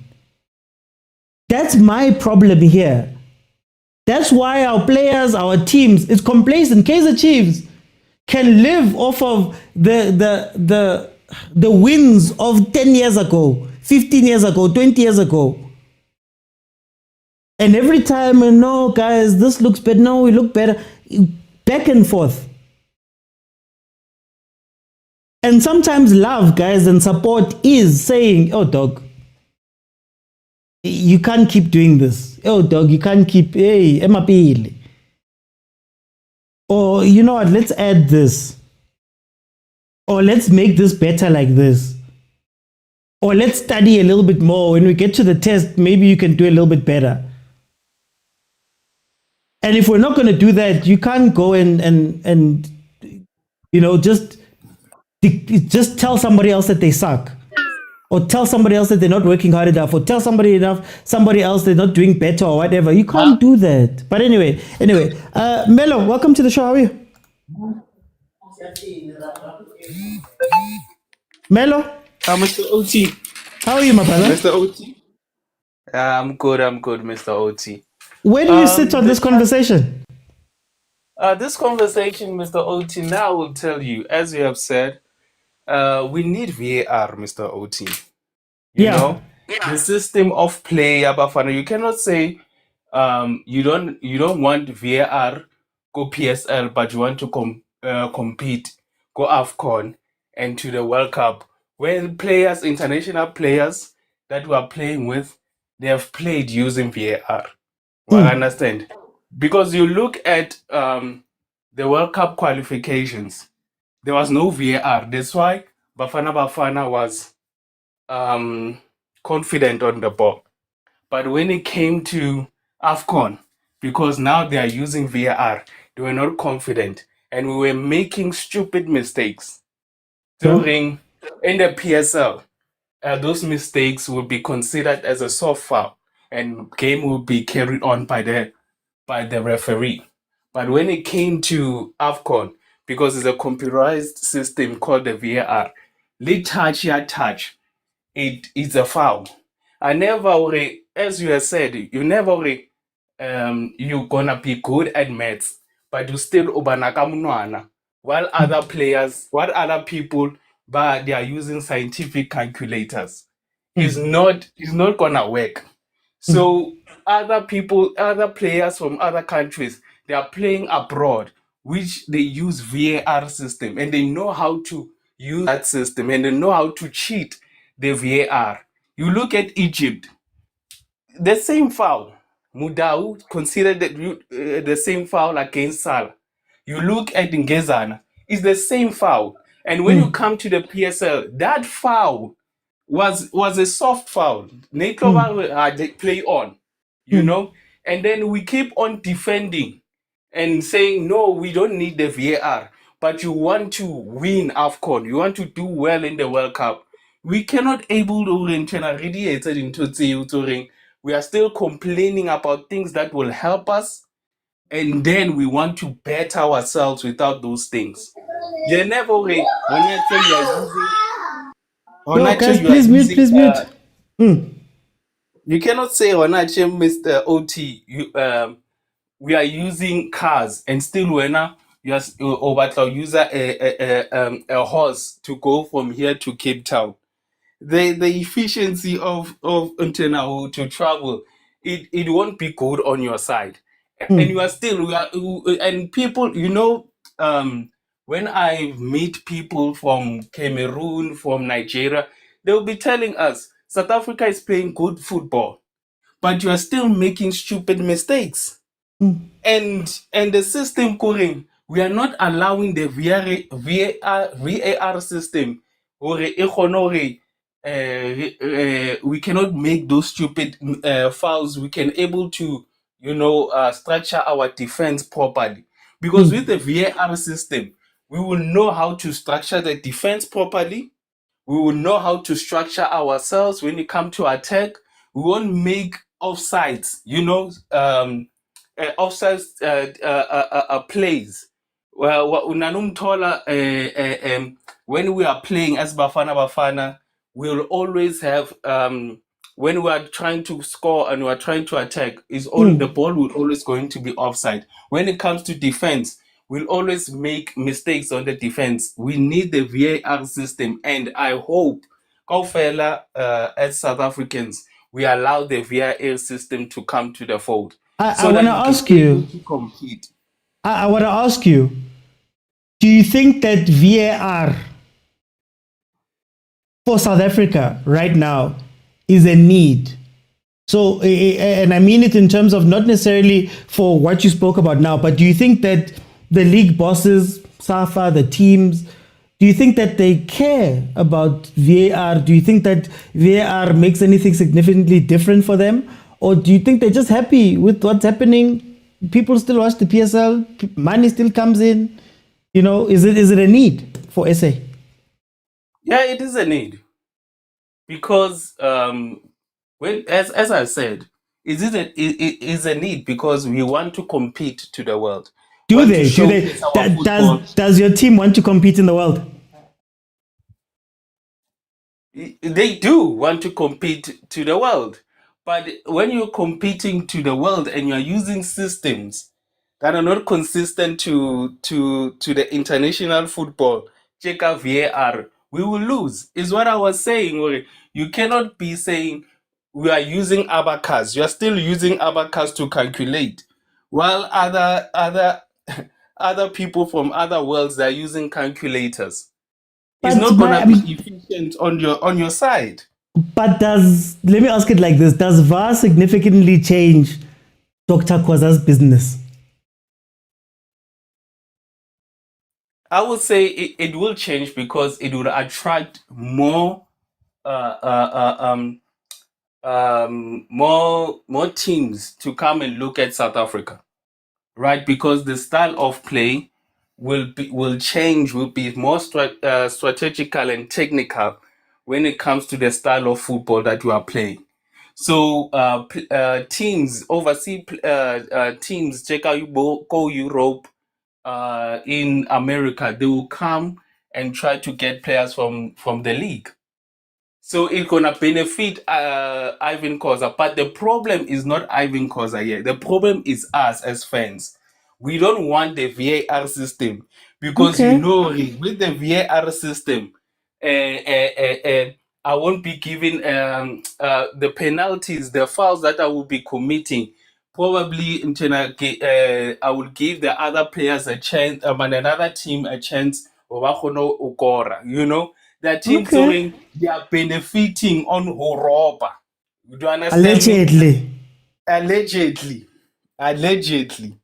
Okay. No, but time, but Allegedly. And the for problem is with the fans, Arriba, I think too, but for international yeah, footballs, we need it. for time, You I'm know, gonna jump because we are in. going to the World Cup. We are going to the World Cup and we need a VRS system. For time, I'm gonna jump in. Let me go to Loop Lobster. Loop, welcome to the show. How are you? Hey, OT, how's it? I'm good, my brother. Tell me, what do you think about this conversation? I think for me, I think I'm gonna move away from Bafana because I think Bafana is a result of South African football being in order. So I'm gonna speak to more South African football and less about Bafana, what happened in the AFCON. I'd like to the gents, but it happens. But I think with South African football, we are more. How can I look at how a Junior Khanye came about, a Tabomo came about, and unfortunately, we still have that with Abu Vilakazi. I mean, you see pictures of Vilakazi 4 or 5 years ago where he was playing and where he's playing now. And it's a concern because that development that the conversation was around is what's missing in that Nadala Putkung, and then quickly after that, he's now at an international stage where he has to perform for Chiefs, for Amachita. And because he doesn't have the skills necessarily, the development that he needs, he's a little bit behind. And I'm not saying that the talent is there. So he has the pure talent to be one of the great players in South Africa. But the talent is not the talent is not nurtured. It's the conversation. He has the nature of football, but he also needs the nature element of football. And you look at guys like your Yamal. I mean, I think a few days ago I saw a picture of Yamal being held by Ramos on an El Clasico, walking out of New Camp. And it's those moments that I think once we have more and more of those moments will change our football, in that a youngster, we can discover them at 13, 16, but they still are within the football structures until they hit 21, 20. Because what that gives them is that they've given them enough practice, enough opportunities to know what they do. I mean, you think about a Messi moment and when Messi goes across the box and shoots. If you think about how many times Messi has done that when he was growing up, that's why he was able to perfect so much. But the question for me then becomes, how many of our guys have those repeated moments in the football field? They are able to know what it is to be on a final and it's the 90th minute. They're able to know what it is to lose within the first 5 minutes. It's those moments that I think if they're repeated constantly in the guys' upbringing and development, they're able to help them and be able to help us be better. Because I think at the end of the day, sure. Yeah. No. End of the day, I think at the end of the day, for Bafana to compete if consistently, because I think we compete, but we don't challenge consistently. We have 1 year where we are there, the other year we are not. For us to be able to compete consistently, we need that consistent development. Where like we're having a conversation about Tembazwane. Tembazwane is phasing out, but that's when, if the development was right for a relay, for a Mfundo, for a Mduduzi, for Mfano wa Sundowns, I forget his name. If those guys have been developed properly, they're able to have learned from Zwane. They're able to have learned from a Tito, and they're able to carry on and take some of the roles that these guys have played, that they've given us a third place in the previous AFCON. Then they're able to come up and they maybe give us, even if it's another third place, but it shows consistently that we're able to produce and also still perform at the right level, because we can't be competing, like you're saying, locally, and we are saying we are good. And it's the conversation. I think England also had the similar challenge with them, is that they would compete among themselves and they would think they have the best league, and then they go to a World Cup. I mean, you think about 2006, I was a bit younger, but 2006, 2010 was even much more of a disaster. But they thought they had the best team in the world. They had players that had talent and they had a different development structure. But because they were not exposed enough to some of these repeated moments at an international level, then they were not able to succeed. So I think for us, we have the talent. I'm sure you'll find a guy like, this guy is so great. but they need to be put in the development structures quickly. Do we value those things? Because and I'm not, I don't want us to speak from an aspirational point of view where these are things that we like. Yeah. Does South African football right now value those things? Because these are hundreds of these teams, these people, it's hundreds of millions of rands, billions of rands, right? And they can't teach people to trap, or they can't teach people to have a certain approach or repeated actions. Do you think that our South Africans, teams, fans, people, football consumers in South Africa, do we value those type of things? No. And here's my reason for saying no, is that we play entertaining football, and a relay will give you entertaining football. So let's have example, and Ivan, for example, a coach of Parrot relay, this guy's gonna be the talent. Umisa go training 2-3 days, the senior coach sees this guy can play very well, play entertaining football. He takes him. If you put him on the bench too many times, even people in the management, the question will be, why are you putting this guy on the bench when he's playing? I am able to bring in a certain number of people into the field. And it then gets to where Mbogazi is, where after a year or so, you're like, I can make money out of this guy. You're having Adidas deals coming through. And that's the entertainment that comes with it also, is that there's money in these guys that are raw and they have this skill that we love as South Africans. But in the long run, it's giving value to the clubs. And unfortunately, because they're the ones that put in the money in these guys for them to be at that club. But it brings money for the clubs. They value the raw talent and the kasi football, which there's nothing better about it. But for the national team's sake, it's not working because it's no longer like that. Now it's more about systems. Football is about systems. It's once they quickly see that relay is your man, I'm telling you, 15 minutes, 2 people are on relay every single time there's a ball. So you can't really rely on those Ronaldinho moments that worked many years ago. But now football has become a systematic thing that you just need guys that have the technical skills of football and give them the right coach. And I think you have a better chance of succeeding than having 5 guys that are very talented, but they don't have a system and tactics around them to get them to succeed, because guys will catch them out quickly. But that's what. Yeah. No, I was going to say for time, I'm going to have to just jump in there. Let me bring in Panswelanga as soon as possible. Habibi. You see, you're crying, Habibi. The tears coming down everyone's face today, Habibi. Okay, where do you sit on this conversation, Habibi? Mr. Oti, I don't like these conversations because sometimes I feel like they're very top-led. Like the conversation is had at the top at the end of the problem. So for instance, you're gonna go say, Mbule is not the 10 we need, relay chokes, but that's the end of the problem. That's not where the problem starts, Mr. Oti. For me, AFCON didn't necessarily expose that how bad our players are or that we chokers, or for me, this AFCON exposed the system, in its entirety, right? And we always have a conversation where we say, Ukchaisa is going to catch up to you if you don't have a plan, And for me, what this AFCON has shown me is that South African football as the ecosystem doesn't have a plan for what it wants to do and how it's going to go about getting those objectives and goals that it has set. So it's all nice to say Vision 2020, Vision Mang Mang, Vision hey, but the implementation and the intention behind those visions are never really seen. It's almost like we write these things. It's like when you guys are protesting as a country and then Tabumbeki comes and says, I am an African. It's like, okay, cool, that's beautiful, dog. But what about these problems that we have to address, So we see situations where when Hugo Bros wants to have a meeting with PSL coaches in order to have conversations on, what are we doing? How are we integrating our players from club level to national level? They say he's arrogant. When he wants to have these conversations around how do we ensure that the crop of players that I currently have now are the same crop of players that I am going to take with me to the World Cup, or possibly have a crop of players that I'm only going to shift a few things around.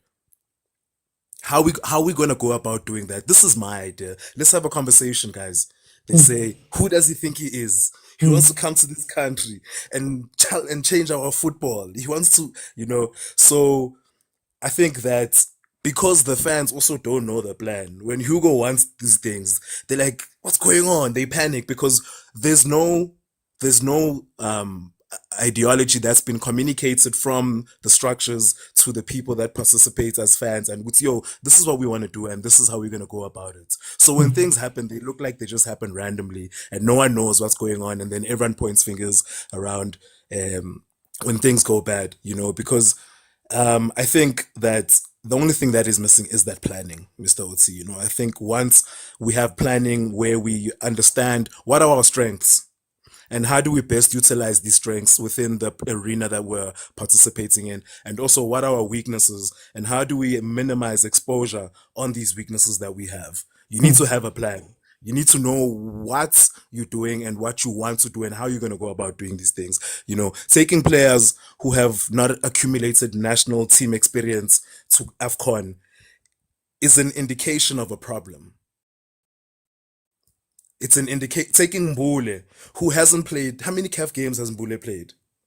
Where would he have gained this experience in order to anticipate the level, the quality of the football that's waiting for him at AFCON? Where would he have gained this experience?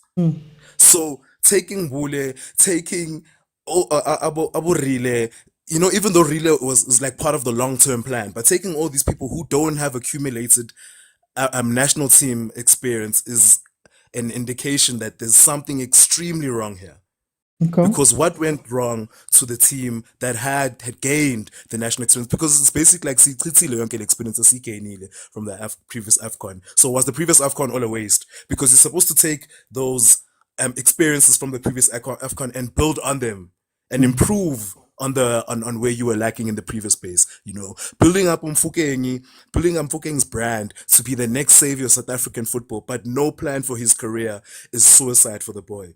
Building up Mbule as the next grade 10 with no plan for what are the roadmaps, what is the steps in the roadmaps for him to be that person is sabotaging these boys.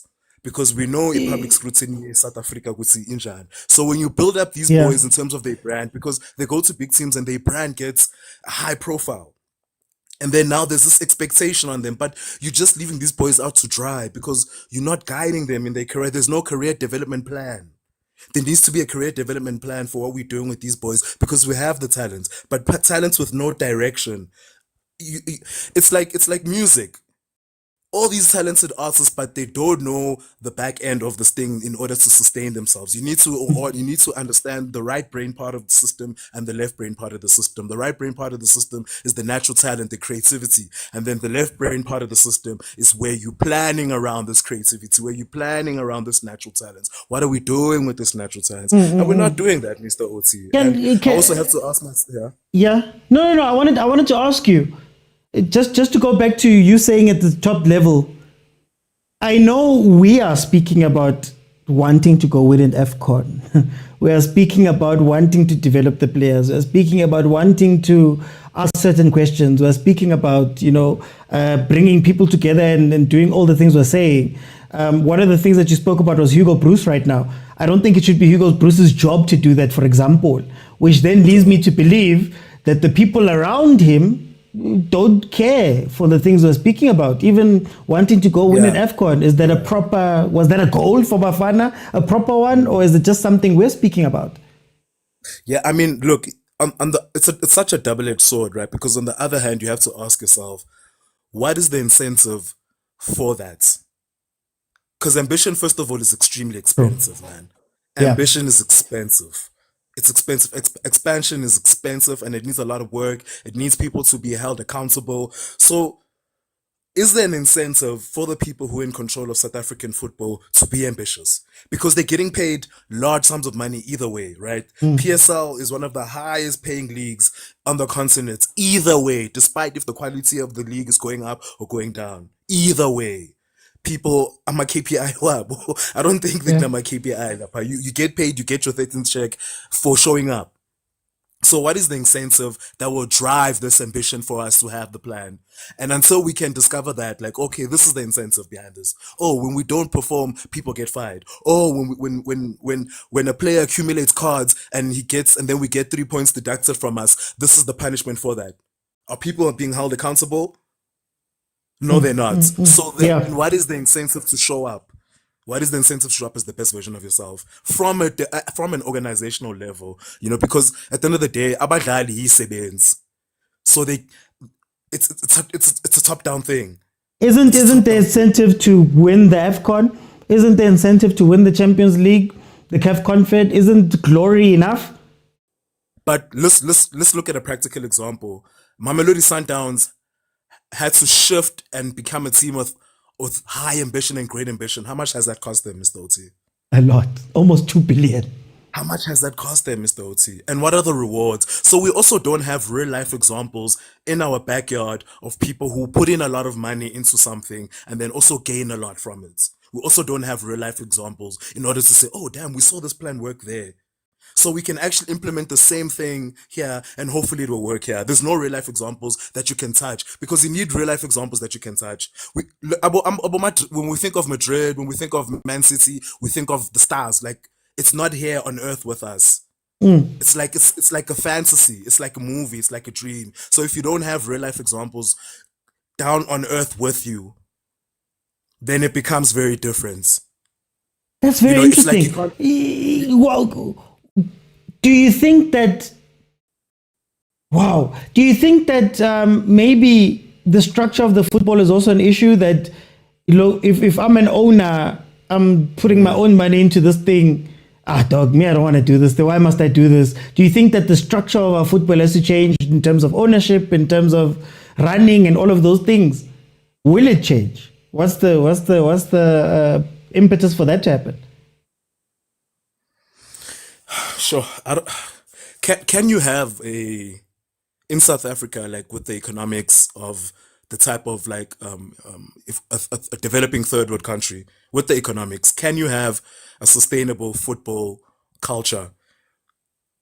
Because if you look at a team like Supersport, if you look at a team like Stellies now where it seems like Western Cape football is going, it's very scary.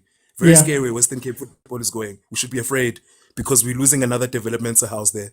But either way, can we really say that South African football is sustainable from a business point of view? Because if it is sustainable, then the type of owners that the industry calls people who pay attention to things. You know what I'm saying? Like people who have vested interest in it, people who want to have outcomes at sea.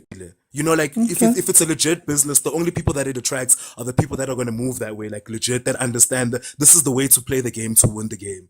And I mean like the economic game, And in South African football, I don't know if we have an industry where we can say it attracts the type of people who nurture business. Yes, I think that's what I'm trying to communicate. Yeah, I don't know if it attracts the type of people who nurture businesses to grow and expand. Yeah, bro. For time, I'm going to jump in. Let me bring in Kutsiso. Kutsiso, welcome to the show. How are you? OT. Tintan. It's a new year, OT. Same problems. Tell me, what do you see but from this conversation? What I'm seeing here is two things, no?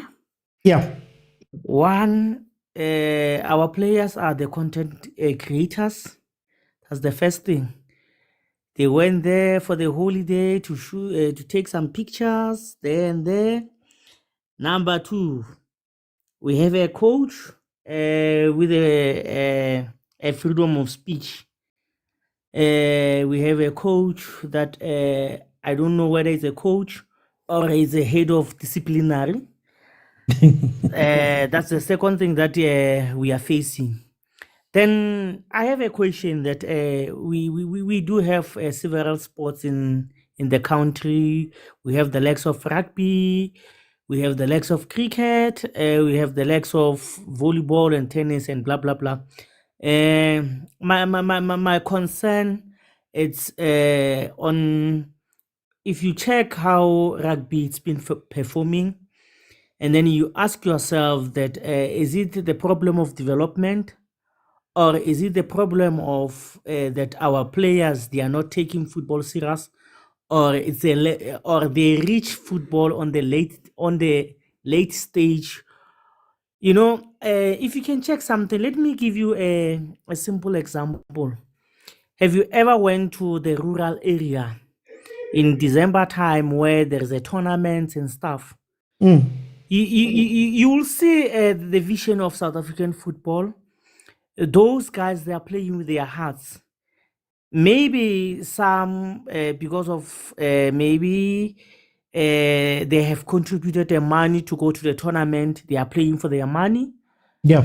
Or they don't have money to buy alcohol. So you will see a different vision of South African football. And then you will take the guy who's playing what in Zulu or what playing in those fields. And then when you start to introduce him to the professional level, and then the guy start to drop. The question is that is it the exposure of where they are playing, or where they are exposed to banyana and blah blah blah. There are a lot of things that is contributing towards that of dropping of performance. You have given an example with a child who's naturally genius in school. There's another one where Loring now Pelaimisha Matso Abulela the Antar. But when coming to ride, it's a different story. So South African football, we are failing. And it's not because of we don't have a foundation of development. We have so many development. I'm a coach. I wanna tell you something that it's very painful. Sometimes I do take my boys to play the big tournaments. Last year we went to Engine Cup. I was angry because of I wasted too much money. I've plugged so many money there, only to find out that they went there not to give me the performance that I wanted. They went there to take some pictures. Then when we were traveling back home, they were busy dancing, singing. Then I said, driver, can you just mute the music for a second? I just said, guys, we come from Limpopo to Gauteng, and for me, taking you from Limpopo to Gauteng, I wanted to give some of you the exposure that maybe one of you will get luck, and then some teams will see you, and then you'll find that they don't even mind. Now we put it on the table. If we can't beat the countries like Zimbabwe, Lesotho, and stuff, who are we going to beat? Okay, in terms of playing friendly, we are winning. We have this promising that the Bafana is back. But coming to a very serious can I ask though, is the problem with our football that there's a lack of consequences all over the place? Exactly. Because I feel like at some point those players, they need to be responsible. Like if you check that game, South Africa versus Cameroon, we have created a lot of chances where we couldn't convert even a single chance. Now it comes back that if we are not taking responsibilities where we can score, or we take that, let's play with our heart, guys. This is a die or win game. Mara, our players, they are not that serious. I could Yeah, go on. lebelela ba fitla mo go yona o ka re e ba expose gore ba be batho ba bangwe ba different. Because if you can take them or you will see a different vision of them. They are playing those guys. They are not that strong. But again, doesn't it come down to, I mean, you don't have to be good in South Africa to make a lot of money. Yes. You don't have to score goals. You don't have to do all of the teams don't have to. I mean, Ushabe PSL, a team that's at the bottom of the log doesn't necessarily need to win 3 or 4 or 5 games in a row in order for them to not get their money. So if I'm getting my money anyway, if I'm getting a game time anyway, if I'm getting all of those things anyway, why would I try hard? What makes me want to try hard? At least Sheba, these guys from other countries, we've just spoken about it. Obi Mikel, I can't go home. I have no choice. If I mess up, there's no nice place to land when I go home. Isn't that man tabaya rona, lidi coaches are rona? You are fired today, you are hired 2 weeks from now. One other thing that it's killing our football, it's politics. We are taking politics. We have implemented politics in football. Now it comes back to the issue of Lodge, Timbi Kosi Lodge. The coach said a lot of things about the behavior and stuff, and then he comes again that let's check Umbule. Umbule, there's very same issue. Mara yet o kgonne go mmeja and I think one thing that it can solve our problem, it's that I wish one day o ka re ya go bapala World Cup or ya go bapala AFCON ba bitse all those players who won the AFCON in 95 or 96 ba be le bona on the camp. Ba kgone go aligna le bona gore ba understand gore go kera nation ka magetla king, playing for the nation the king. Are they going there to play for their fame or ebe di celebrity and stuff? Ntwe re nyakang ko gore di player tsa rena aba ke maekarabelo a go tseba gore we are representing the country. If you check how the Springboks e bapalang ka gona, you will feel those guys. I don't understand. Is it the system that we are using in football? Yes. 100%. Because 100%. The system, I don't want to touch the system, but the way our South African football, it's very disappointing because of issue ya chalete ki issue ya this issue ya this issue. Now the question again, what are the criteria that it's to select the players? For the criteria okay, this one 1, 2, 3. I don't I'm gonna have to jump in for time though, because it's for time. Let me just finish the very quickly.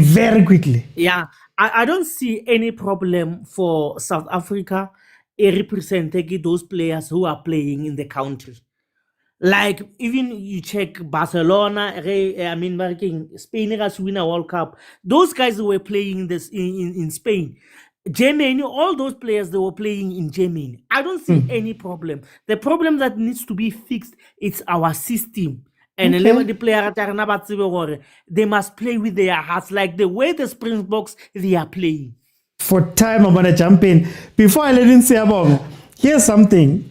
On that point, Yakuziso, here's something. I think the problem is that we think that these systems just exist and they work towards themselves. There's pressure. I don't think in South African football there is a pressure.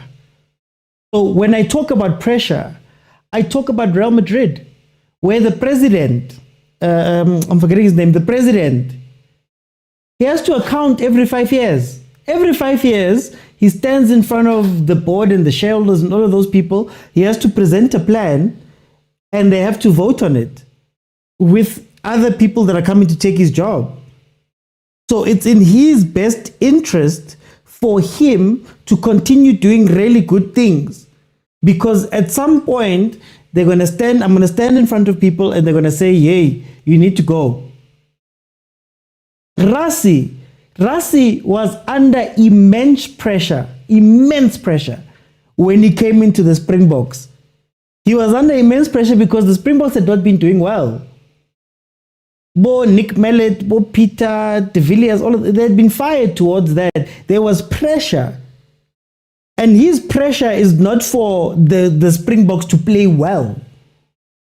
His pressure is to go win a World Cup. That's the slate. Bo Ahly Bana that we say they play trash football. Those guys are under pressure. They need to go win. You have to go win. If you don't win, they don't mind getting rid of you quickly. That is pressure. Now, face that pressure inwardly. Sundowns had won the league 8 times in a row. Which team was really under pressure to go and dethrone Sundowns? And I mean a need. And I mean, it doesn't matter what you're going to do, you're going to be fired after this. Sundowns wanted to go conquer Africa. They did it at Ntate Motsepe's most ruthless. Coach Pitso and Coach Pitso won. Before Coach Pitso, that man was hiring and firing left, right, and center.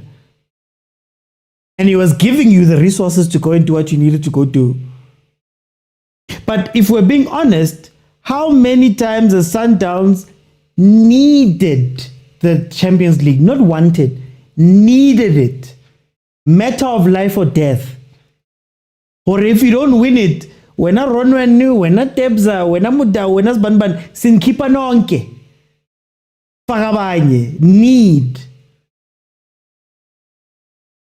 And that's why I asked the question again. In SA, do we need to go win the AFCON? Do we need to go to the World Cup? Do we need VAR? Do we need development? Or is everybody sitting in their corners and saying, guys, whoa, guys, hang on. Why do I need to spend 30 million in the hopes that I'll get 50? How about I keep this one because I know Uti and I can pay for everything. That's why teams die every single year in the PSL because they're hoping that, I'm going to get lucky and this card is going to pay everything for this year. The league's already giving me this. Then when the luck doesn't work out, I'm gone. We don't need these things, guys. VAR. I'm hearing everybody making great points about VAR. It's great points. You need to be in the future. You need to have it go well. You need to do this. You need to do that. You need to do that. It could be great for our football 10 years from now. Well, when Dr. Irvin Khoza's sitting at home, Dr. Kaiser's sitting at home, do they need the Champions League, really? Salaries are paid. Everything is done. Sponsors keep coming back in. My team went 10 years without a trophy.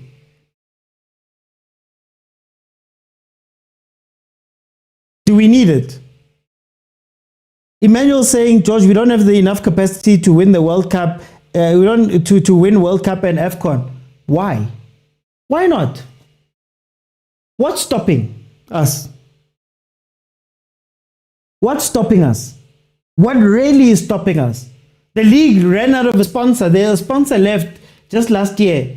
It took 2 weeks for Ntate Khoza to get 900 million over 3 years. What's stopping us? What capacity are we speaking about? We have guys in the backyard right next to us that you can go copy everything they do. The Springboks are right here. Rugby is right here. I know we always say, no, it's a different thing and it's a different... Guys, it's 30 years in now. Those owners in the PSL are worth hundreds of millions of rands. The teams are worth how much? The monies that are being spent. Think about the monies that Sundowns is spending right now. Facilities, what? What's stopping us? What's stopping us from getting VAR? Money. VAR's 80 million. I think it was 80 million and then 20 million to upkeep in a year. Betway alone is giving the league 100 mil. No, and Saru's not perfect, but at least they're working towards one goal. You get me? At least they're working towards one goal. But Betway gives us, we negotiated that deal now. 300 million over 3 years. That's VAR. But you don't have VAR because two things, politics and not really needing it. Why spend 80 million when you can just keep that 80 million and live your life? That's why they're trying to get somebody else to pay for it. But anyway. Siyabonga, welcome. How are you? OT, how are you, man? I'm good, my brother. I'm good. Where do you sit on this conversation? Welcome. I'm at the room because, hey, the kids are making noise there in kitchen. No stress. I just closed my room. So, yeah. What are you saying about this conversation? What are you saying? Brother. Yeah, man. I was all hurt when we lost, ne? But I knew we were going to lose. Ne? First of all, I've got a few points that I want to share. Yes, I know some will disagree with it. First of all, we were not prepared going to the tournament. I'll be honest with you. Why I'm saying that? It is because of, look at all the games that we've played before the tournament. You'll find out we played too much Southern African teams who are below our standards. You know? Yes, that's where the overhype started. And most of those games were played in South Africa, honestly speaking. Ever since we've lost with France, Madala went hiding and started to play weak friendly games. I don't know why. France beat us 5-0. Ever since then, Madala told himself, you know what, I'm going to play weak friendly games after this. And then we thought we are there, but unfortunately. Secondly, poor selection. Remember, during the qualification before the tournament, there were players that were there and they did well, you know, for us to qualify for the tournament. They were all not selected. I can name few of them. Reynas, Besatin, Kekana. You can go and on and on. You know, I don't know what was the reason for those players not to continue with the team. You know, to change the winning team, to me, that was a stupid mistake. Fine. Thirdly, to overhype old players, for me, yes, I know abanye bazantuka, but to overhype Uloch and Zwane, it doesn't mean those players, if they are there, we're gonna win the CAF African Cup of Nations. They have been there before. We never won nothing. Do you get me? They are over 30 now, but we're still crying about them to be in the squad. What is the use of the DTC development if we're still crying for Oloch even in 2026? Do you get me? Look at our under 20. Look at those young boys. They qualify for the World Cup. They won the African Cup of Nations. That was a big thing for South Africa. It never happened before. Why don't you take one or two players from those boys, young boys, and give them the chance to play? For example, Tylon Smith is the under 20 best player in Africa. He is the under 20 best player in Africa. He did well. Why didn't you give that young boy a chance? Especially when you know that we are lacking at the back. I've watched Senegal introducing youngsters, about 19-year-old, scoring beautiful goals in this tournament. Why are we scared exposing these young boys? Look at Mufukeng. The whole group stages games, Bruce didn't play the boy.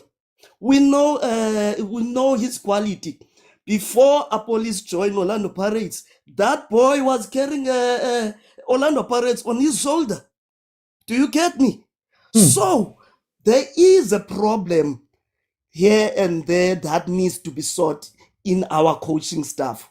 That's all I can say. And also, there are players that I think deserve also to be selected, especially now we are being exposed. Players like Gifling, that guy has been consistently doing well in his club in Denmark. Why the guy is kept on being ignored? Do you get me? That left back, we are struggling. What do you say? What do you say to the people that say we're only saying it now because they lost, but up to this point they'd been doing well? Yes, as I said to you, remember the teams that we were playing. Even qualifying for the World Cup, we only beat Rwanda, Zimbabwe, and Lesotho. We didn't beat Nigeria. Do you get me? And let me tell you one thing. We were not going to qualify if there was no additional teams for this World Cup. We were not going to qualify. I'm telling you right now. We qualified because we played these below countries that I've mentioned. So what I'm trying to say is this AFCON exposed us. I was happy when I heard that the coach is going to evaluate the squad, is going to introduce new players, hopefully, because we are being exposed. We are not good enough. Okay. Check our stats. We played good, beautiful football, but we're lacking finishing. Why is that? To show that there is an experience that we are lacking. You know, locally, we are playing, there's more local players that we have. The Cameroon have more international players that are playing overseas. The quality was shown in that game. Cameroon had few chances, but they scored 2 goals. We had more than 11 chances, but we scored 1. Okay. You know, to show that we do need to introduce new players. Because these ones that are here are being overhyped. That's all I can say. For time about a jumping taco siyabonga. Zakwe, welcome to the show. How are you? Hola, OT, how are you? How are you? I'm good. Ubonan, tell me what you're seeing from this conversation we're having. You know, when mangibheka, like mangikubona, like mangibukela isikrini sami manje, on top of you, the question is South African football overhyped? That's the first question that's there.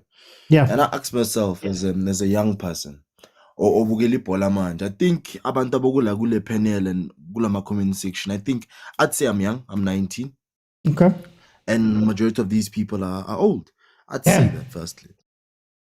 Firstly, damn, that's a fire. That's a fire. But I'm trying to say, is that like there are things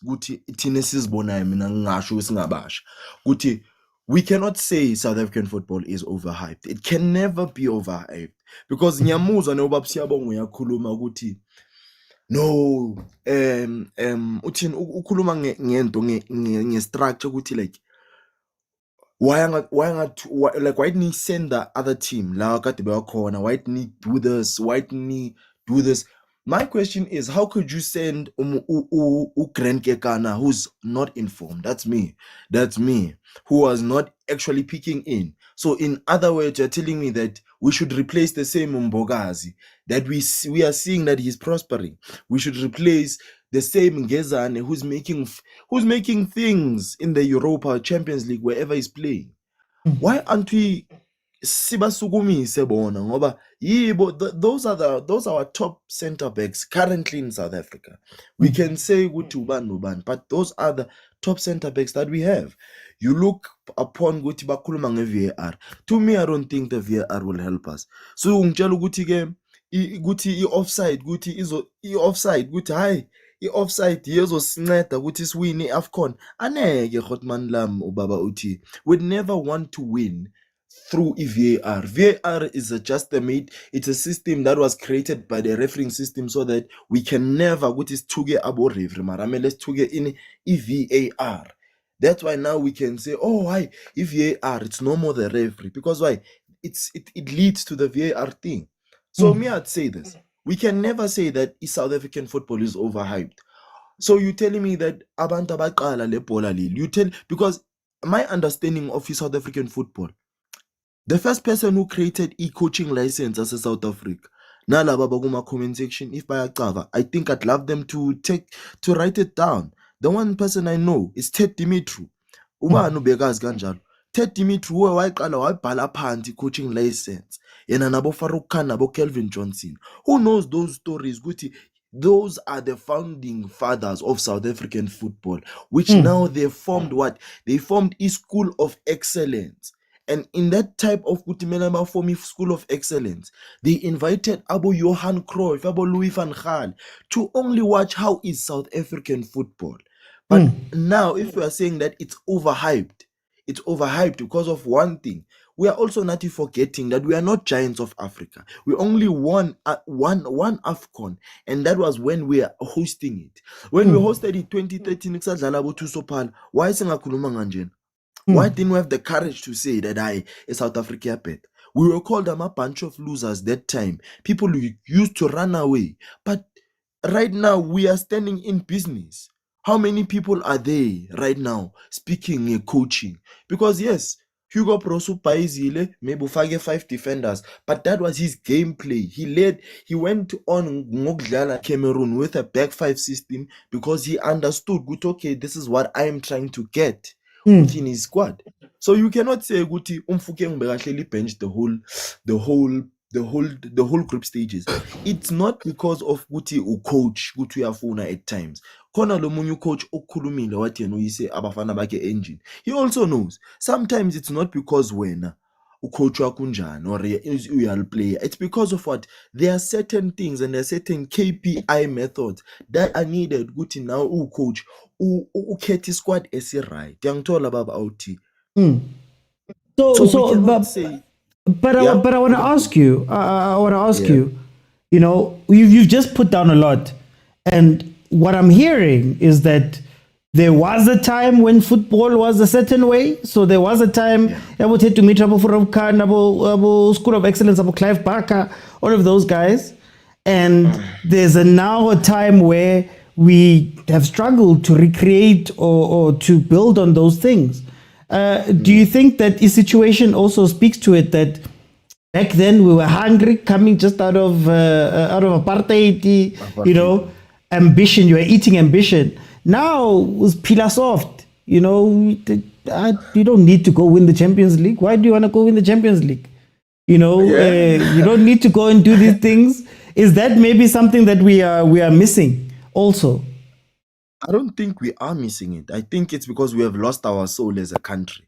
That's the thing. Yeah. I think we have watched a lot of English football because Konabanye and also you, I am very sorry to say, but Mina uyang disappoint. Ngokuthi wena mawuthi you when you speak about president of Real Madrid, we can never, like, sorry to say, but guys, we can never compare club football and what's this, club football and national team. We can never, because that are two different matrix systems.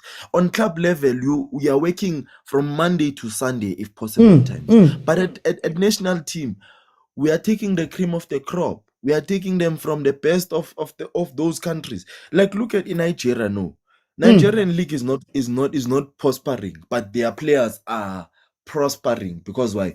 They have a blueprint of, okay, if you can get your player from, let's say, Lana Simise England, siyazi ukuthi okay uzo qualify kanjani ukuthi afikelele phambili. It's either we do that or siyazisukumisa as a country. And I think as South Africans we are standing into in those two spaces whereby yangithola ukuthi laba bafuna ukuthi baphu our best exports must go outside, abanye bathi mele bagcine ukuthi sisukumise country. And those are two things that No. I was saying my example wasn't necessarily about club and country. My example is that there's pressure. So there's pressure, okay, yeah. Danny Jordaan maybe acts differently if he knows that, every 4 years I have to go account to these people.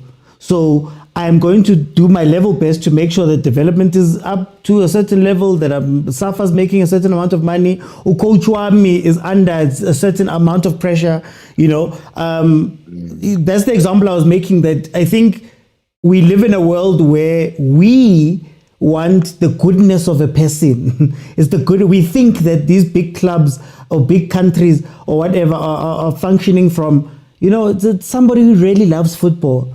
But the truth is that in the back end, there's pressure. Pitso Mosimane had to go and deal with Ntate Motsepe every day. You know what I mean? If Hugo Bruce was under proper pressure, he'd know that when we land, I have to go sit down with the president. And the president is going to say, you were in the semifinals last year, last tournament, you're not anymore. You get what I mean?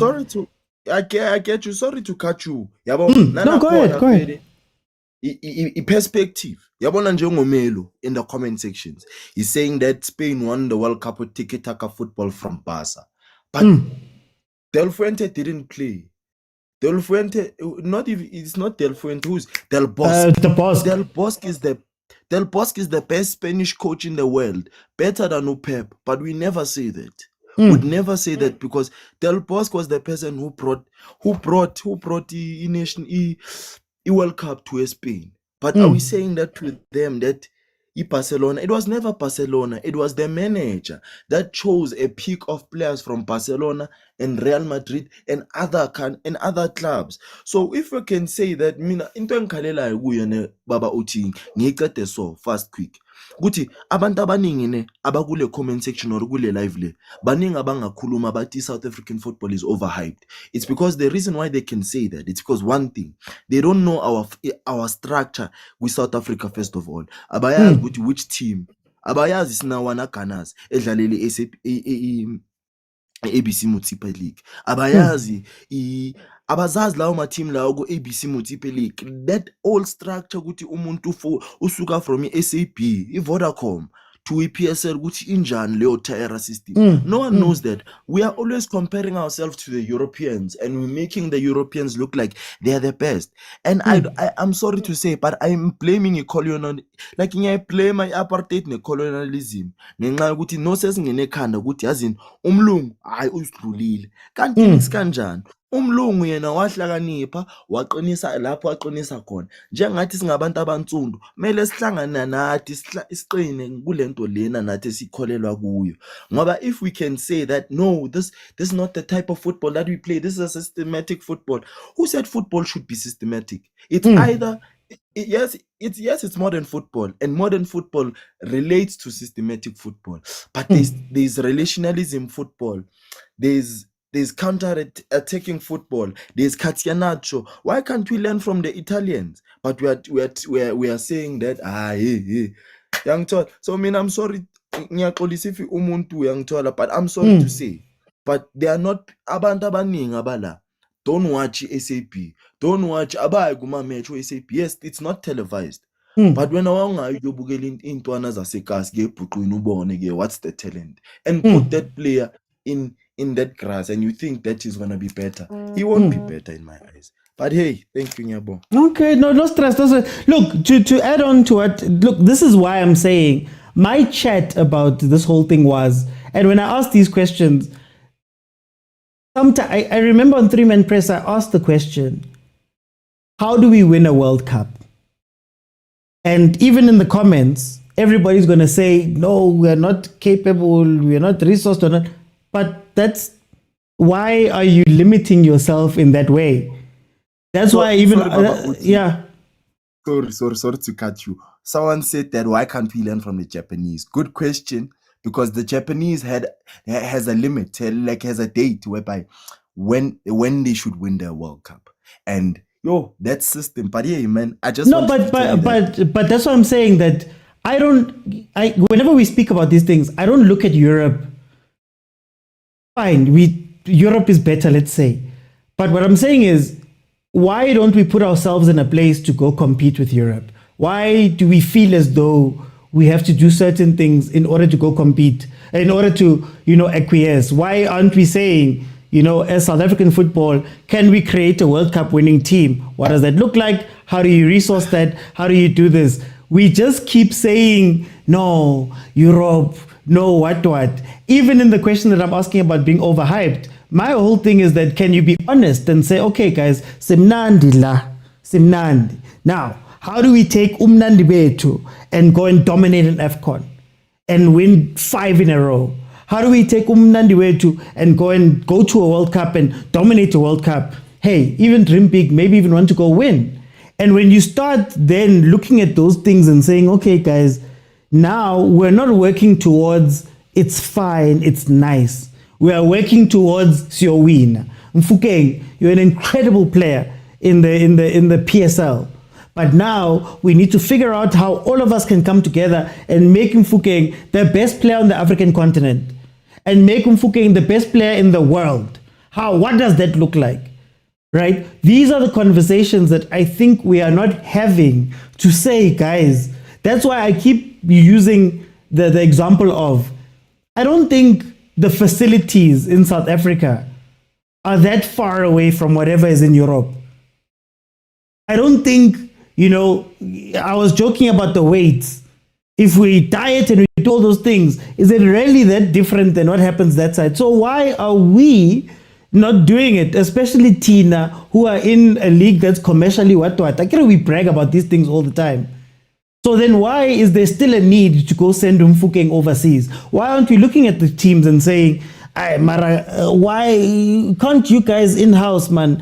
We've got the internet, we've got all these things, we've got the resources, we've got whatever. Why can't we, Mfukeng, why is Mfukeng not scoring 30 goals in the league? Because we've primed all of our resources and said we're bringing them together to this kid, right? But we always do what? No, he must go. No, he must do whatever. Then we sit back home and we say we're the best. Anyway, let me bring in Legendary Taki. Legendary Taki, welcome. So how are you doing? I'm good, thanks to you, my brother. Where are you sitting on this? Just listening to the conversation. I just want to take it back a bit. We tried the whole, let's get some European experience. You Steven Pienaar back in the days. I'm going with the conversation, and it didn't work. Now we came with a whole, let's try the whole domestic football and see where it's taking us. Honestly, from my observation, if we take it back, Mr. Otsi, I heard the name Ted Dimitri be mentioned. But Ted Dimitri is not South African. Let's stop there. Yeah. Back in the days, you had a Jeff Butler that was coaching a Kaizer Chiefs back then. Introduced your Tabo Mokis, your Libises and such. He was not South African. Up to most recently, your Jose Rivero, that has actually brought a bit of happiness to your Pirates, is not South African. Our current coach right now, South African coach, is not South African. It's from Belgium, I think. What I'm trying to get with this is that in order for us to conquer the world, we need to explore the world and find out how the world works. So for us, it's not a surprise that we didn't go as far in the AFCON, because how many players that we had in that squad are actually plying their trade in Africa? Two of them is Mokwena and Lodge. Lodge, unfortunately, was not selected. Mokwena was there. Those are the only two people that can, acclimatize and more or less know how Africa works in order for us to dominate Africa. You said something quite profound, that the reason why we killed it back then in 1996 AFCON is that one, we were unknown, two, we were hungry. That's the only reason that we killed it. So now, the very same squad that is playing in this AFCON, apart, I can mention 5, 6 players, were playing in the last AFCON. Surely, if you get a team that's going to be clever enough, they're going to figure us out. There's no depth in the sense that even the players that were selected, there was no depth that if we don't have a plan A, this is our plan B. Coach Bruce stuck to a formation, fantastic. I understand why he did that. But what I picked up on the Cameroon game was very clever what he did. He changed the formation around. We were all surprised. That's why Cameroon was caught out. We could have capitalized a bit better. showing you that he adapted, but I don't think we had the players to actually execute what he was looking for. So it's a bit unfortunate that now we're actually dissecting after post the AFCON. But meanwhile, there were a bit more signs that we saw before even the tournament started. That there's a bit of lacking. Even if you to trickle down, the whole narrative of it's a Pirates, Sundowns players that are taking us to AFCON is a divide on its own. It's actually showing us the rules that as a nation, we're not even united when it comes to that. So it's not going to be a surprise that we're not going to go as far. I'm very impressed with a team like Nigeria. If you look at from how they started up to now, they haven't lost a game. But this is a very same Nigeria that we were marking that we qualified for the World Cup. Sharp, they tried, but where are they now? It's because they stuck to a very same blueprint of saying, you know what, we couldn't kill it in the World Cup, and they were accountable. The country was up in arms. That look, you guys cannot be in a position of not qualifying for the World Cup, and heads need to roll. So what you're looking at now is a team that actually is playing as a team, has a certain structure that doesn't change. Nigerians was hot from back then, even now. What are we doing wrong? It's because of from where we are, development is non-existent. I think Zach was the one that mentioned that if you actually go to your townships, I'm privy enough to be in the township and see your tournaments that happen. You can see the hang on Mr. Otsi.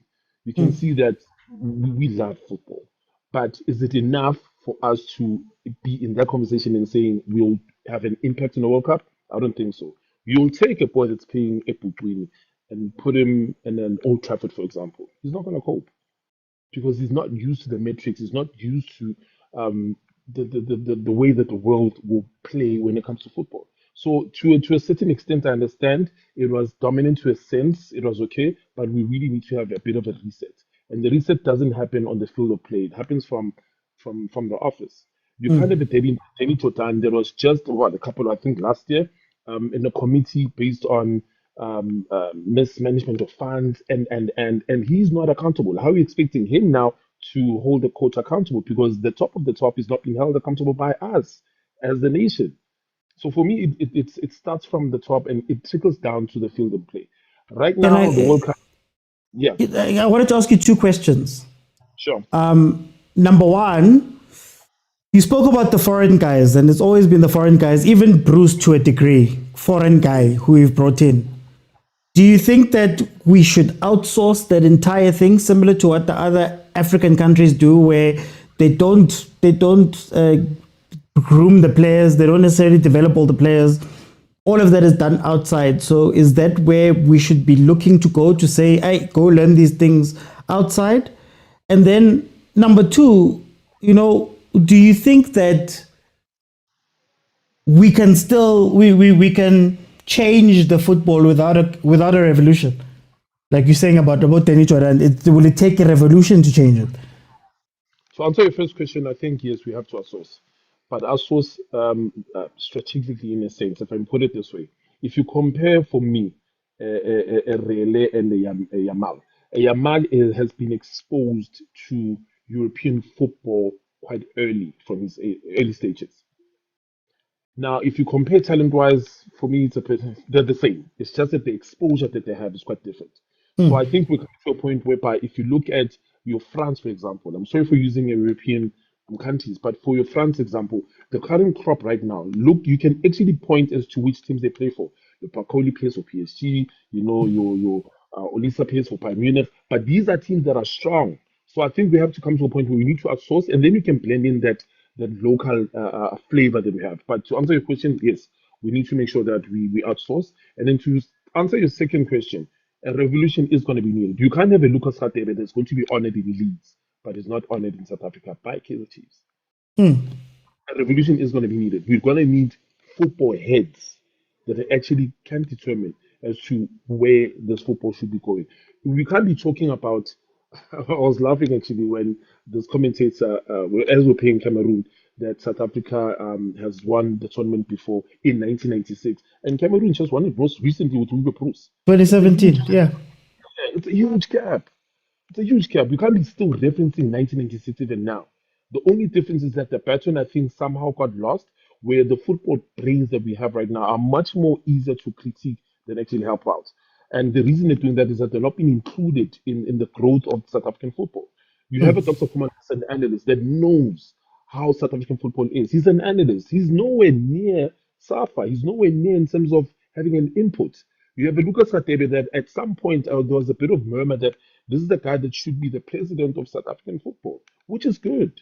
You have a lot of players that are not being included, and therefore this current crop right now, in a sense, a bit don't have direction when put that way.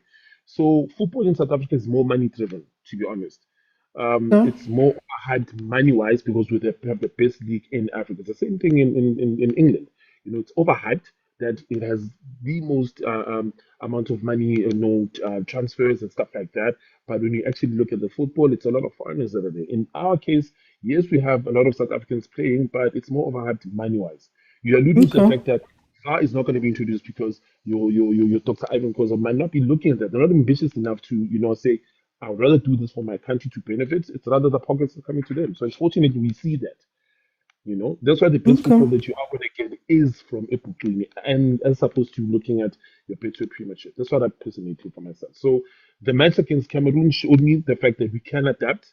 We can be, dynamic in a certain, but we do not have the players to execute. The certain things we should have read in the game. Like you have a Tabini there that should have been taken out. Have a Moremi there. Put more pressure in Cameroon because we are on Balashide, man. The first 20 minutes, they were up for the taking. For time, I want to jump in. Hey guys, I've already gone over. Let me go to Call Me Rick. Call me Ricky. How are you? Mr. OT, can you hear me?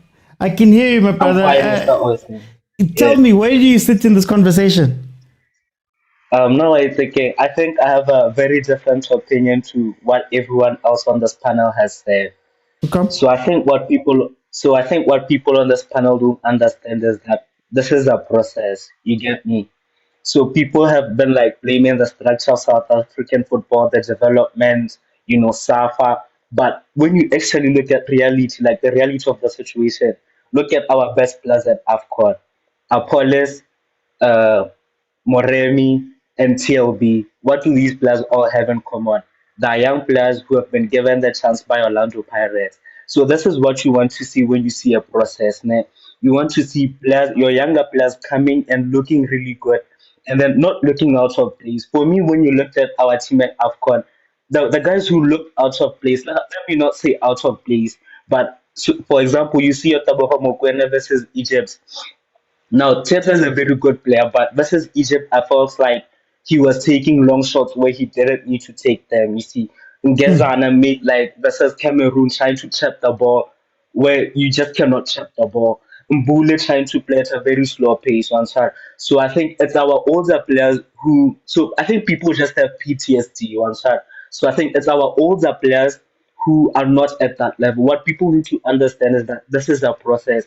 Look at our young players. They did not look out of place at all. They looked really good. Not only in this AFCON, but just look at how South Africa has played in the past 3 months for the qualification of the AFCON and the World Cup. Look at how Apollos has played. Look at how Moremi has played. Look at how Tilby has played. Look at how Mofokeng has played. Look at how Motaung CAF has played. What do these players all have in common? That from the development league, right? And they're very good players who have, let's not lie, they're the ones who've taken us to the World Cup and to the AFCON. They've been our best players in the past 3 months. So it's a process. This is what people need to understand. Our young players will eventually replace the older players, and we just need to trust the young players. So it's not about outsourcing or getting players overseas, because even when you look at Sundowns right now, I think their best product came when they were playing South African players. Right now they've been trying to buy Bo Suarez, that Argentinian defender, Bo Sales. Why are you buying Sales? You could be playing Adams. Right now, the only reason Adams is not playing is because Sales is then he cost a lot of money. But he's clearly not a better player. Even when you just look at the AFCON. Yeah. No, go on. Even when you look at the AFCON, now I feel like our worst players were the players who were playing outside of South Africa. I didn't think they were that bad, but I think they were objectively our worst players. I think Ngezana, Gabini, Yaya Sitole did not have that good of a performance, and for our star man, I think he was average. So now I think it's a process. I think what Pirates is doing is the right model. I just think Sundowns needs to go back to that, go back to the Percy Taus, go back to the Klompakekanas, and then we'll just see as we move forward. It's gonna be a process. It's gonna get better. What do you say to the people that say that we've seen this process before? We've seen our Debs dominating under 23 World Cup, Olympics with evidence. I think evidence was there. We've seen swaths of young players come in and not really fulfill that promise of the process. What do you say to the people that say that over the past 15, 20 years, there's been a lot of young players that were really good, but it never materialized, and now what Debs might now start being phased out, and now we're just repeating the thing again. What I'd say to that is, I think what that shows is the development is good in South Africa. The problem is when they get to that top level, when they need to take that next step. You see, just like Tilby right now, I'm very scared of what's going to happen to Tilby. Him going to Chicago Fire when he needed a better decision maker there. So I don't think these things. I think this is what we need to investigate. Why can't they take that next step? Why has Tebza not yet? Why didn't he go to Europe at a younger age? Why is TLB going to Chicago Fire? And I just think the league in itself, at the very top level, I think that's where we need improvement. I think the development is fine. I just think we need to find better ways to improve, at the very top, at the Sundowns, the Pirates, the Kaizer Chiefs. Can other teams also be a bit better? And then can we also find another way to getting our players to Europe? Okay. For time, I'm gonna jump in. Let me go to Pastor John Sterophonic, Prophet John Sterophonic. Hey, Utoi Kuala, man. I've even gone over. Hey, my landlord. This topic we can go on for a very long time, and I think also you asked the question of where we want to be and where, if we want to win the World Cup, and if it's a goal not only as a nation, as the federation or as the association, I should say, then they must draft a plan to know that, okay, obviously we won't do it now in 2026, we won't do it in 2030. Then the goal is 2034. I know we've had these before with both Vision 2022. Road to 2034. 2034. But now I'm just saying, I know we've had that with Vision 2022, and yet we failed. So now I think it's a matter of, yes, as much as we have a good league, and I think we feel that, I don't think it's overhyped, honestly. It's just the thing I'll keep on mentioning, I mention it again. After a performance at the previous AFCON, it wasn't really looked at as to say that how did we get there. It was more like we looked at the result and we said, Simnandi. And then we looked at results following that in terms of qualifiers and World Cup qualifiers. We looked at that and we said, Mara Simnandi. But no one really looked at and said, okay, fine. What was our weaknesses? What actually prevented us from getting to the final? If we got to the semi-final, how do we improve upon the performances of that? And I don't think it was looked at. So we sort of, you could say we brought ourselves to plateaued. We rested on our laurels, as I see on Petorata. Spot on. We rested on our laurels, and then it seemed like we set that very high expectation. And then once that expectation is not met, then now we start finger pointing, scapegoating, instead of literally looking deeper into saying, okay, but then Grand Sharp, how did we get there? And if we have that expectation of getting there, how do we get there?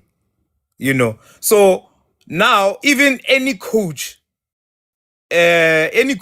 foreign or even local, that comes and is going to coach Bafana, they must look at the coach and say, okay, this is the kind of coach that will take us there. But now that coach has to pitch and let us know, okay, how are you going to take us there? And what do you know about South African football? And how would you match what we know versus what we can do to achieve our goal going forward? And but isn't this again a South African pattern that we stumble, or maybe even plan well, but we stumble towards something that we weren't planning, and then we can't, take it to the next level. Kaizer Chiefs stumbles to a final, can't take it to the next level. Sundowns stumbles to a final. It takes 8 years for them to come to another final. Pirates gets to a semi-final of the Champions League, can't qualify the following season. Isn't this just a South African thing that, man, in J, we just don't take these things into account that way? It's an epidemic. But now when we're not looking for cures, we're just looking for vaccines.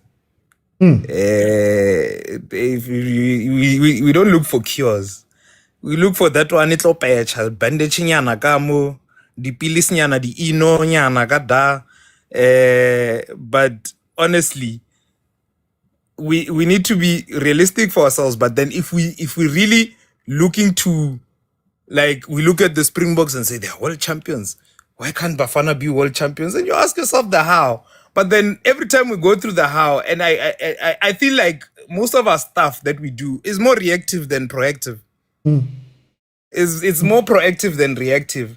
We see a problem is coming, we sort of ignore it because of something is patching that problem. And once the scar is there and is bare, and you can't patch it with a bandage, now you're gonna have to go and what you call add some stitches. So nah. I'd like we're not overhyped. It's more like our problems were exposed. And okay, can I ask you this? Yeah. Can I ask you this? Just as can I ask you this? Is it that we're not overhyped? Maybe we are underexposed as South Africans. Okay, my question: underexposed in what way?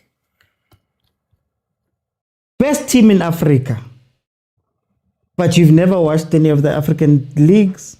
You've never really thought about the other stats that are happening outside. Oh, that underexposed. No, yeah. But yes, and unfortunately, we can even go back to apartheid years. We've isolated ourselves, and by the time the world opened its doors, or the continent opened its doors, we didn't really explore. We're just like, but why should I? Even now, we'll talk about the best teams, the best club teams in Africa by name.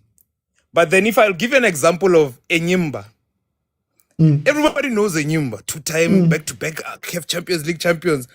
But if you ask them, what are they doing in the NPFL? They don't know nothing.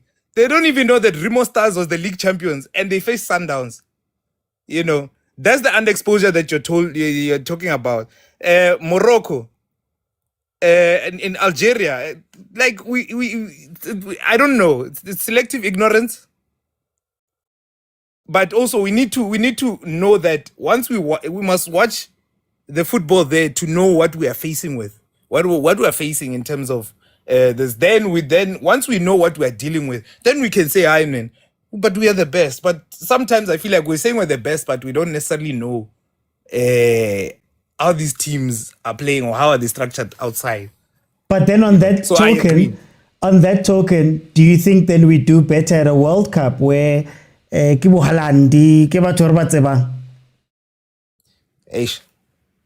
no, you shifted the goalpost now.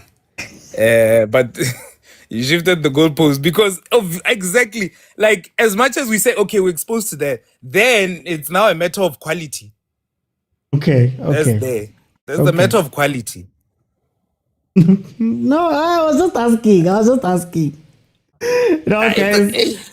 I'm gonna end the show there. Pastor, thank you. What's it? Who's winning AFCON? Hey, I'll prophesy first game is a quarter final. But okay, Morocco, because VAR and CAF is with them. So yeah. Allegedly. Guys, thank you so much for joining. As I say that, Ivory Coast has just scored a third goal. So here's an example of a team that won it, even though it was very tough for them, changing coaches, beginning of that tournament, really suffering. They've taken out your Halas and all of those guys, and now they're repeating. So can we repeat? Can we do something similar? I don't know. But in any case, guys, thank you guys so much for joining me. Thank you to those who watched on YouTube. We went over quite a bit. But I think it's a very important conversation. And this is where we have conversations like these. If you joined late, right? If you join late, there's a whole 2 hours and 50 minutes of this conversation that will be available in full on YouTube. All of the live shows are there. So if you have not followed, please follow. Monday, Tuesday, Wednesday, and Friday at 8 p.m. Unless Chiefs, Pirates, Mamelodi Sundowns, Banyana, Bafana are in action. I'm actually going to change that. We're going to watch the 9 o'clock games of the AFCON going forward, and then we're going to watch all of the games as we go along. So tomorrow, I believe I'm forgetting which game it is, but tomorrow we're going to be watching that game. Or not tomorrow, when we get into the quarterfinals, we're going to be watching those games at 9 o'clock so that we can continue on and not be ignorant when it comes to AFCON and African football. We're going to do those things. So it's going to be a watch along discussion type of vibe, and we're going to do that as we go along. But yeah, Ivory Coast 3-0 versus Burkina Faso versus Burkina Faso. So guys, thank you so much for joining me. I will see you then tomorrow. I'll check my statuses. I'll tell you exactly what we're doing. Thank you. Bye everyone. Thank you guys. Actually, before I go, Paul, Cloris, TGM, thank you for the gifts. And thank you to the guys that are watching on YouTube as well. Don't forget to subscribe. We're almost on 40,000 on YouTube. So that is a very big deal.